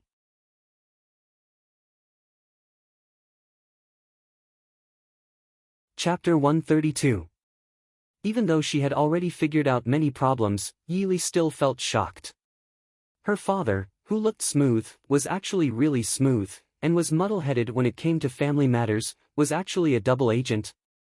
But, what is going on with the Empress Dowager and the Emperor? Yi Li said. Feng Zhiao sneered and said, "What else can it be? Our Empress Dowager is known as a heroine of a generation, the Yao Shun of women. In the past, she helped the emperor ascend the throne when he was young, but our emperor was not someone to be trifled with. In less than 3 years, he took back all the power and respectfully asked the Empress Dowager to retire to the inner palace to enjoy her old age. Something like power, it is fine if you have not tasted it, but once you have tasted it, it is easy to not be able to stop. The emperor and the Empress Dowager have not been on good terms for a long time. This is something that many of the nobles in Jing know. Even though the throne will not change, the person on the throne can change. So, the one with the true ambition is not Mo Jingli, but the Empress Dowager? Mo Jingli naturally has the ambition, but he does not have the opportunity. Now that he has the opportunity, why would he not cooperate? The Li Palace is his residence. Without his permission, even the virtuous Zhao Dowager cannot do anything she wants. Yi Li was speechless. No wonder the Empress Dowager did not mind the brothers fighting. So she wanted her 2 sons to fight to the death? Power, is it really that important? Feng Zhiyao stilled and said with a dim expression, "It is probably very important to some people." After a moment of sadness, Feng Zhiyao quickly laughed again. He winked at Imo Xiaoyao and said, "How about it, Prince?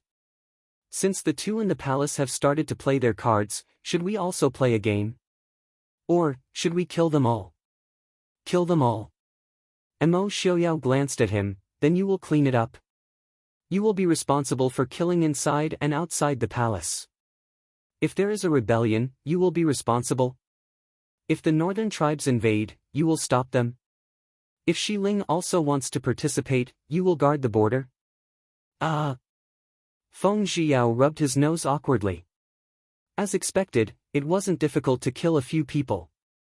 However, the consequences of killing those people were very troublesome. Whether or not the Empress Dowager and her brother were secretly competing with each other was naturally not something that Yi Li could interfere with. However, whenever someone from the Yi residence came to ask her to return, she would usually find an excuse to return.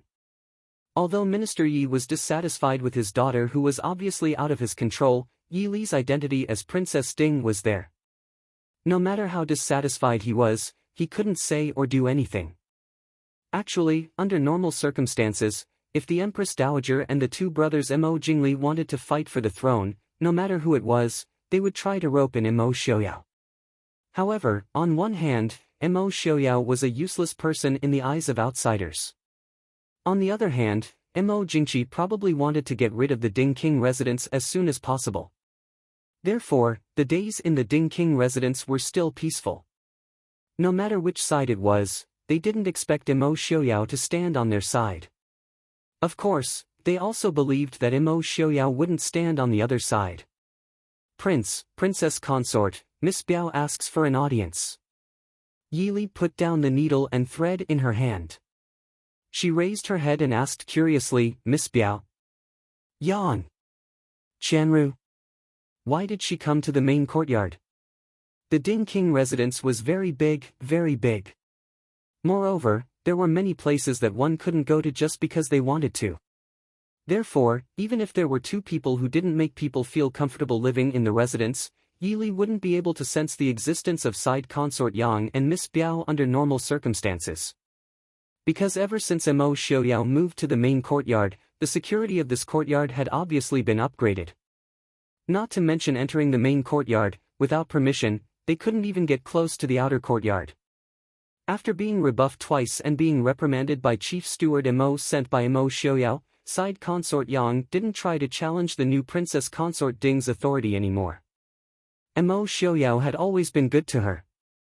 Yi Li could obviously feel it. Not to mention that Mo Xiaoyao had generously given her power when she had just married into the family, he had also clearly expressed his attitude towards her, the princess consort, in front of the servants in the residence. Otherwise, not to mention the Ding King residence, even the servants of an ordinary family wouldn't be so easily tamed by a new daughter-in-law. Therefore, it was very important to have someone to support her. Especially when this person was the person with the highest authority in the residence. This servant doesn't know. However, Miss Biao has already been standing at the entrance of the outer courtyard for quite some time. That's why the guard outside asked someone to inform Prince Consort. Jing, who came in to report, said. Because the prince had instructed that outsiders were not allowed to enter the inner courtyard to disturb the princess consort, they would normally ask people to leave. However, Miss Biao, who had been easily dismissed the previous few times, wasn't willing to leave so easily today. The guards couldn't do anything to Miss Biao. After all, she was a guest. They could only ask Jing, who was passing by, to come in and report. Prince, what do you think? Yi Li tilted her head and asked Mo Xiaoyao, who was sitting by the half-opened window and reading a book. Mo Xiaoyao didn't even look at her. He flipped a page of the book and said indifferently, if Miss Li wants to see her, then let her come in. If she doesn't want to see her, then let someone send her back. Or, the Wang residence has another courtyard outside the city. She can accompany side consort Yang there for a few years. TSK. Yi Li clicked her tongue. This man was truly heartless. Even though she hadn't seen Yang Chanru for a long time, but the few times they met, she had looked at him with tactful resentment and tenderness.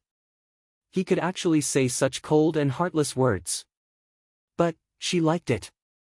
Let her come in. Putting aside the clothes that were almost finished, Yili said with some vexation, side consort Yang had mentioned to me before about finding a good marriage for Miss Biao, but She had never been a matchmaker before. Mo Xiaoyao said indifferently, don't trouble yourself.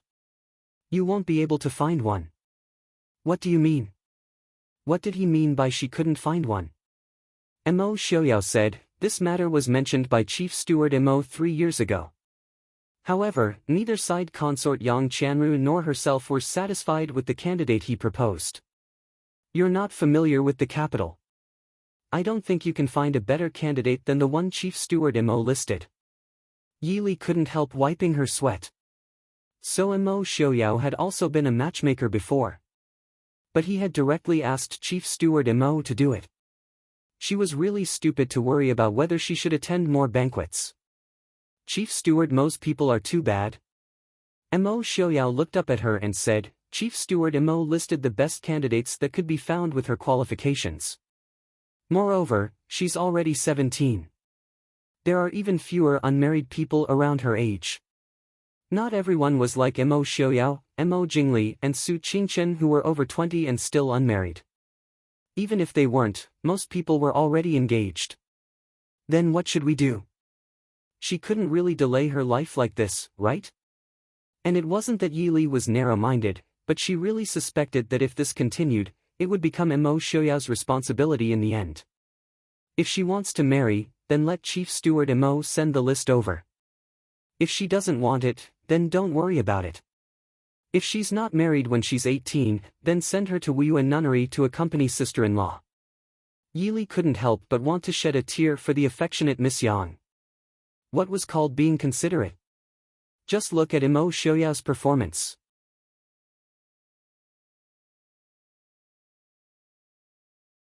Chapter 133. A short while later, Yang Chanru was gracefully led in by someone. She was accompanied by 2 young maidservants, and one of them was holding a box of unknown contents in her hands. Seeing Yang Chanru suddenly look at a certain place behind her, Yili looked at the unfinished clothes on the side and suddenly had a bad feeling. Biaomei, please sit. Yili nodded to Yang Chanru with a smile. Yang Chanru quickly looked behind Yili. She quickly shook her head and said in a low voice, many thanks, Wang Fei, no. No need. I'll just stand. Yili was speechless. What do you mean by you'll just stand? You're just a biaomei living in a Wang Fu. Do you need to act like a mistreated concubine? She looked at Yang Chanru's moon-white robe with orchid embroidery. Her fresh and exquisite hair had a pearl hairpin in it. Ever since Yili had cleaned up Mo Xiaoyao's plain clothes, this girl had finally bid farewell to her white robe fluttering in the wind. But she still walked the path of elegance and nobility. Biaomei, please sit. Yili's voice was slightly deep as she said lightly. Yang Chanru was shocked and her expression clearly became terrified. Under Yili's gaze, she carefully sat down with a wronged expression. That wronged appearance made Yili feel like a mouthful of blood was stuck in her chest. It was disgusting to spit it out, but it was even more disgusting to swallow it. She didn't bully her. Biaomei has come to the main yard at this time. Is there something you need? Yili suppressed the displeasure in her heart and asked Yang Chanru. Yang Chanru raised her head and nervously twisted the handkerchief in her hand with a red face. I. Yili smiled patiently. Yang Chanru glanced at Mo Xiaoyao.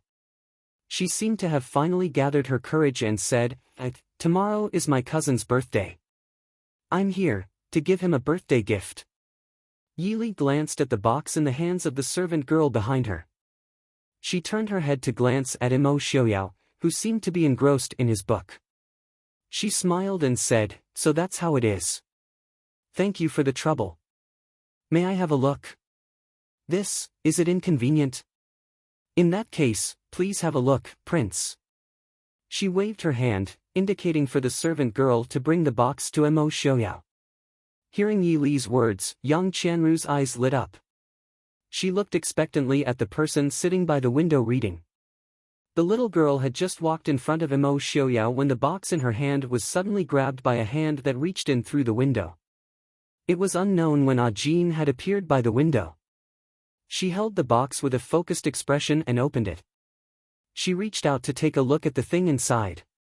From Yi Li's direction, she could see that it was a gorgeous snow blue robe. Although she could only see a corner, the embroidery was indeed very exquisite and meticulous. It's not poisonous. Jean, move aside. You're blocking the light. Emo Xiaoyao said lightly. Oh. Jean responded. She hugged the box and disappeared through the window. From beginning to end, Emo Xiaoyao did not even see a corner of the robe. Yang Chanru was stunned. She hurriedly asked, where did he take it?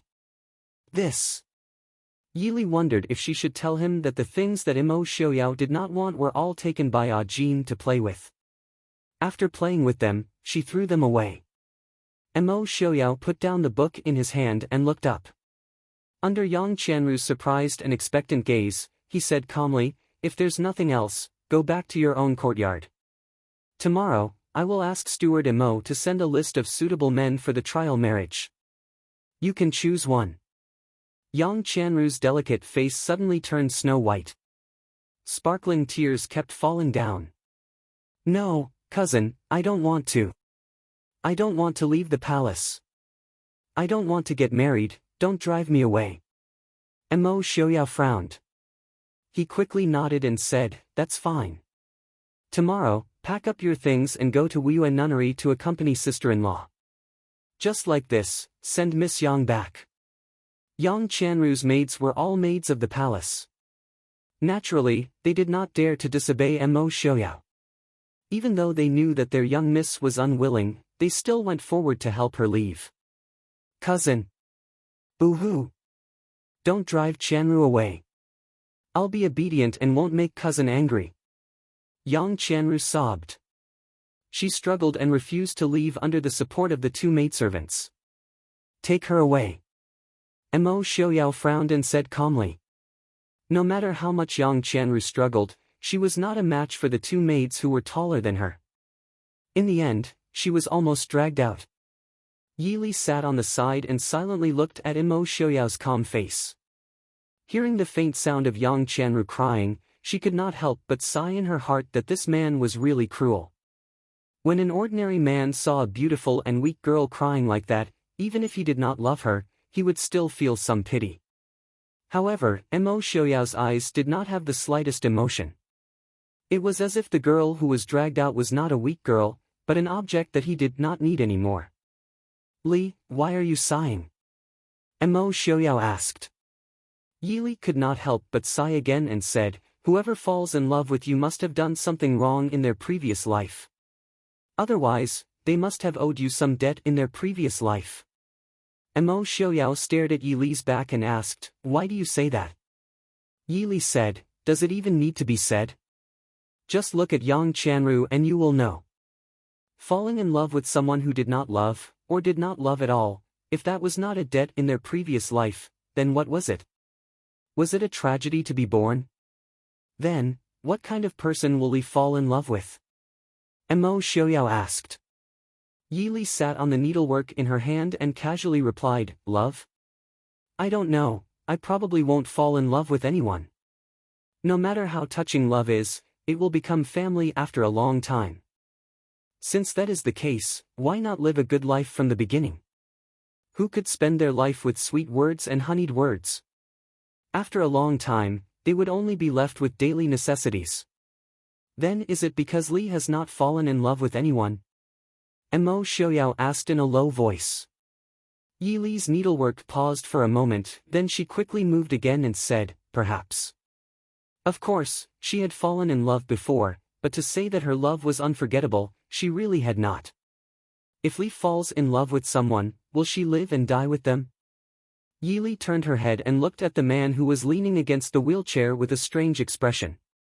She smiled and said, Prince, are you trying to say that if you fall in love with someone, you will live and die with them? Perhaps. I probably won't. Do you think that if I die, I will drag someone down with me? Yi thought about it realistically and said, even if it is just ordinary love, you can't do that. Is it a lover or an enemy? Under the sunlight, Mo Xiaoyao seemed to be seriously thinking about it. After a while, he said in a low voice, you are right. If I die, I still hope that she lives well. After saying this, he no longer paid any attention to Yi and picked up the book he had not finished to continue reading. Yi did not expect that Mo Xiaoyao, who she had always thought was gentle, indifferent, and somewhat emotionless, would be so gentle. She shrugged in confusion and turned back to continue embroidering. After a while, Mo Xiaoyao's words appeared in her mind again, if I die, I still hope that she lives well.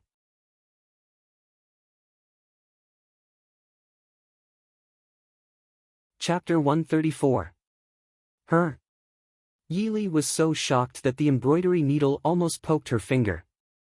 Mo Xiaoyao had someone he liked? Yi's mood was not good, very bad. Even though she did not understand why it was so bad. In short, she was inexplicably depressed. This kind of situation was very rare in her decades of life. Even when she broke up with her first boyfriend and went on her first mission, she did not seem to be in such a bad mood. So after venting for a while in the martial arts field and finding that her mood did not improve, Yi decisively decided to go out to relax. Coincidentally, Hua Tianxiang had sent an invitation to her to admire the lotus flowers in the early summer, so Yi did not hesitate to agree. The Chu capital was in the north and there were not many places to admire the lotus flowers. So it was destined that the place to admire the lotus flowers in June and July every year would be filled with tourists. The lotus flowers in the early summer had not fully bloomed and it had already attracted the noble young ladies of the capital to come in droves.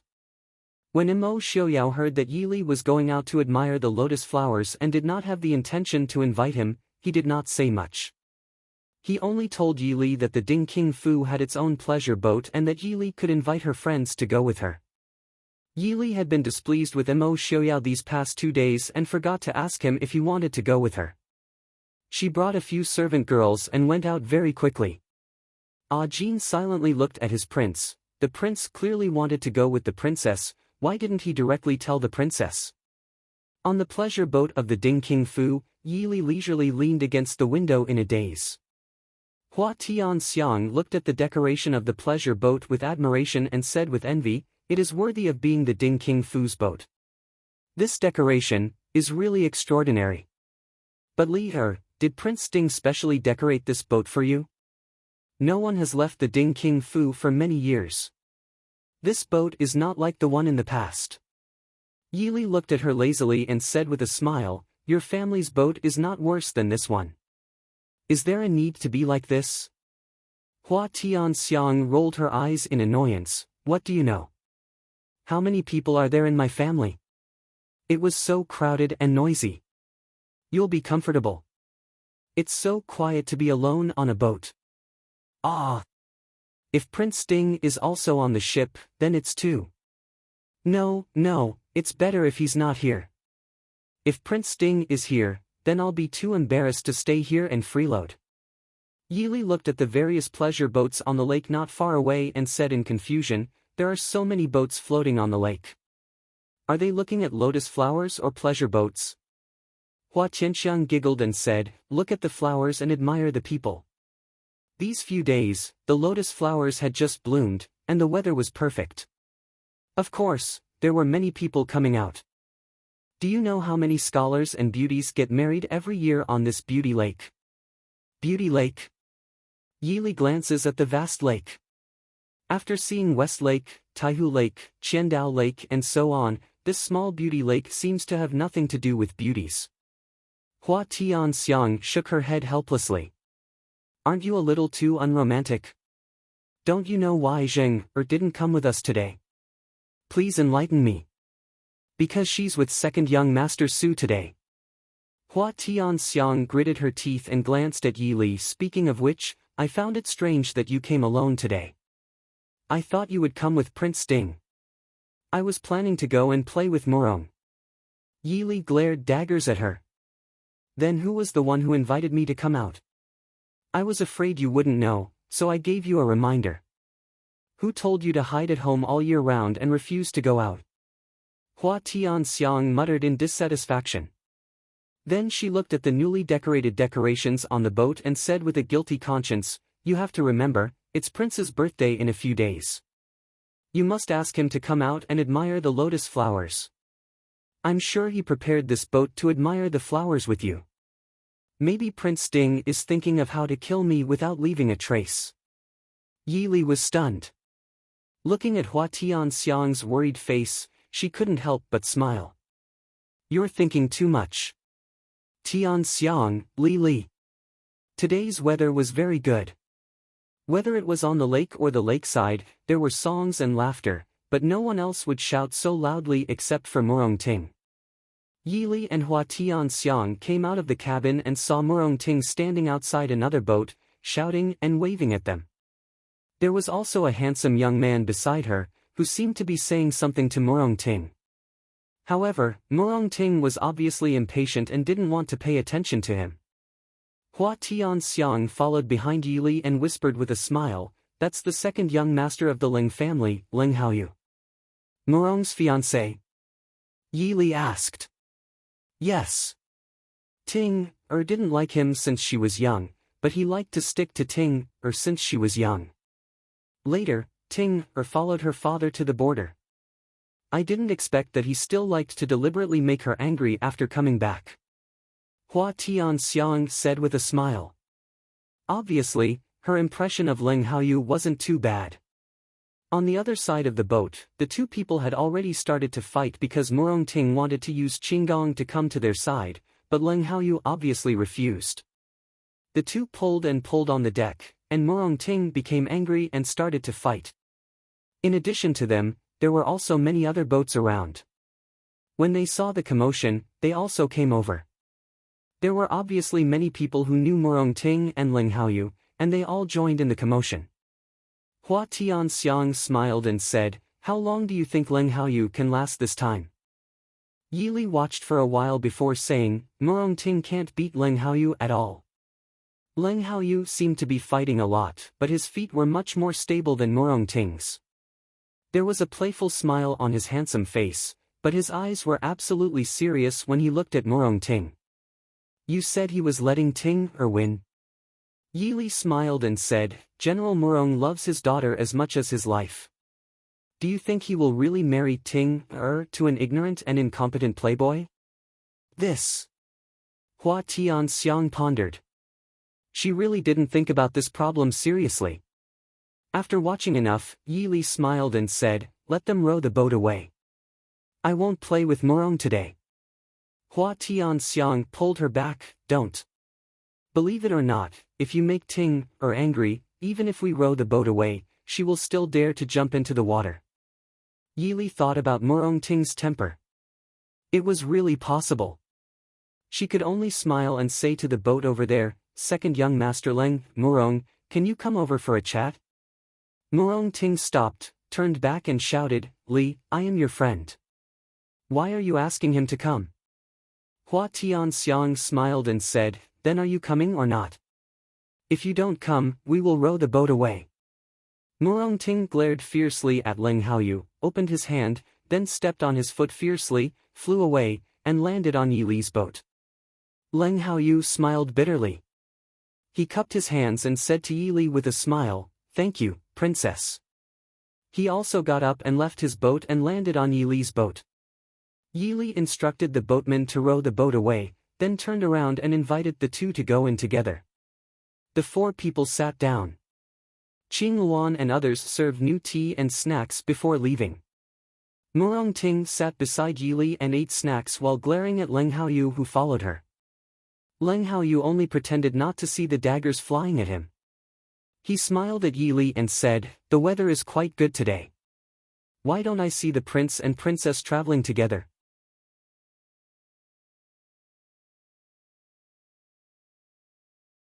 Chapter 135. Yi Li raised her eyebrows, looked at Ling Haoyu and asked with a smile, "Second young master Ling is familiar with our prince?" The teacup in Ling Haoyu's hand paused slightly, and he said with a smile, "I'm just a playboy, how could I have the chance to be familiar with Prince?" Murong Ting snorted and mocked, you still know that you're a playboy. Ting, Leng Haoyu looked at her aggrievedly, what's wrong with being a playboy? There's food to eat and play, and I can accompany you every day. It's so good to have Big Brother to worry about the family matters. Bah! Murong Ting almost wanted to jump up, this girl hates good-for-nothing playboys the most. You stay away from this girl in the future.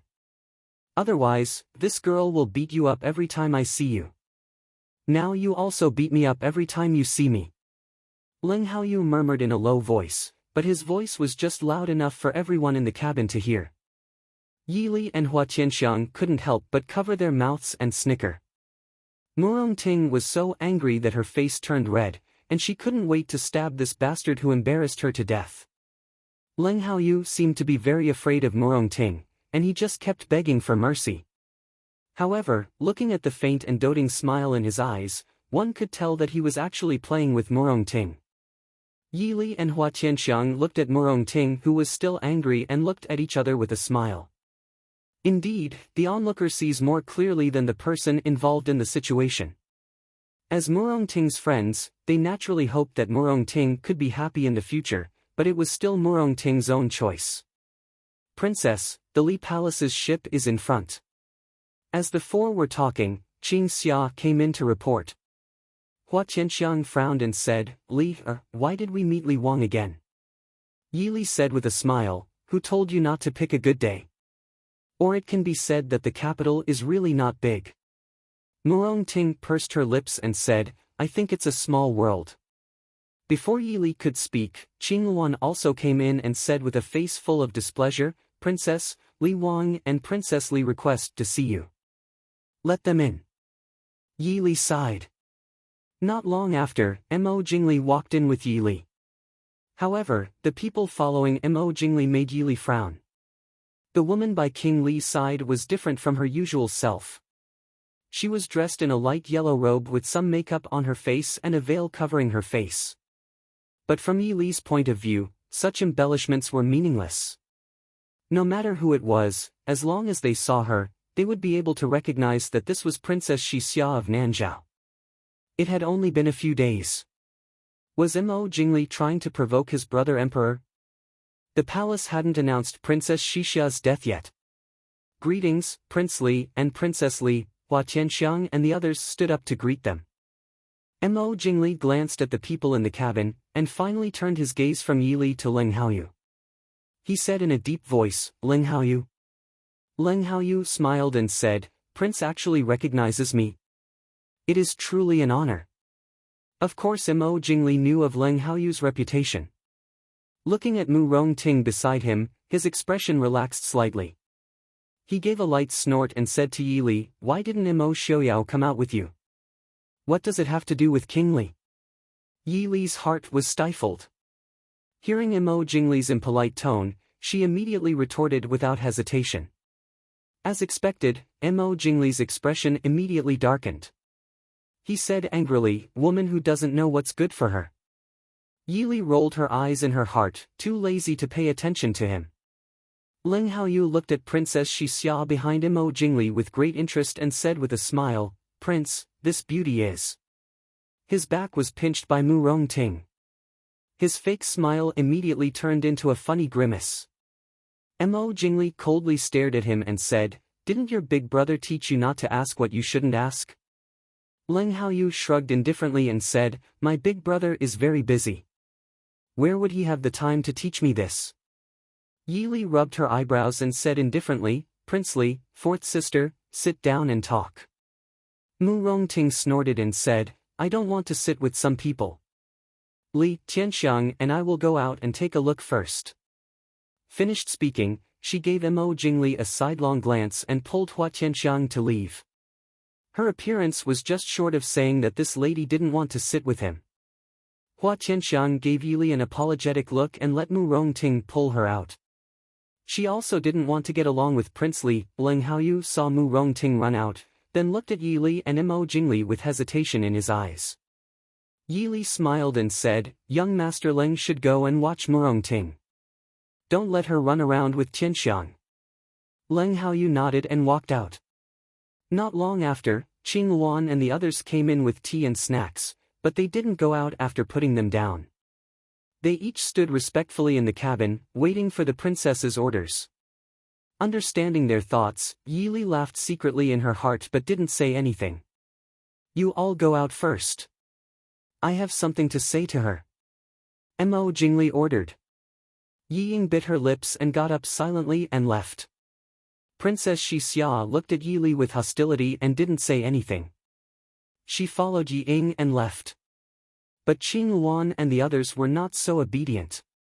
They still stood in a corner and looked at each other with concern, as if they didn't hear Mo Jingli's words. Mo Jingli said in a deep voice, I told you to go out, didn't you hear?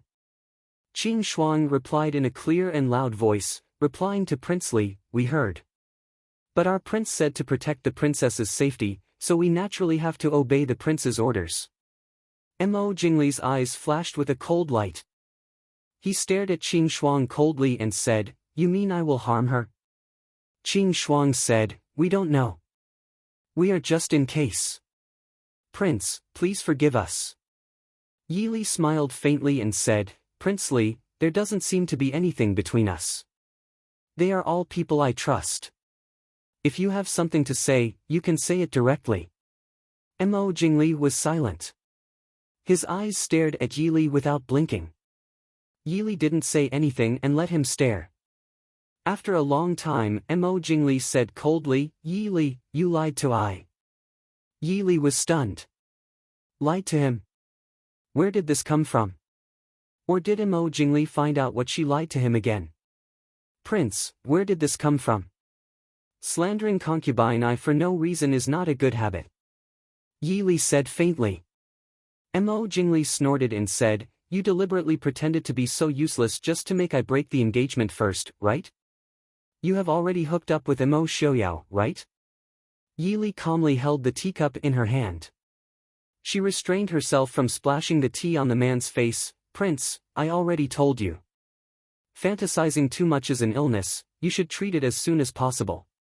Prince, just because you have a despicable personality doesn't mean other people have bad personalities. She wasn't satisfied with the marriage, but to say that she had hooked up with Mo Xiaoyao a long time ago. They were still as innocent as tofu with spring onions. Mo Jingli's face turned dark, but he didn't get angry like he usually did. Instead, he stared at Yili for a while and then revealed a malicious smile. Yili stared at him expressionlessly, but her heart was on guard. Mo Jingli lowered his voice and said to Yili with a smile, Yili, you haven't consummated with Mo Xiaoyao yet, right? It can't be that. Mo Xiaoyao has really become a cripple, right? If it's like this, I can barely.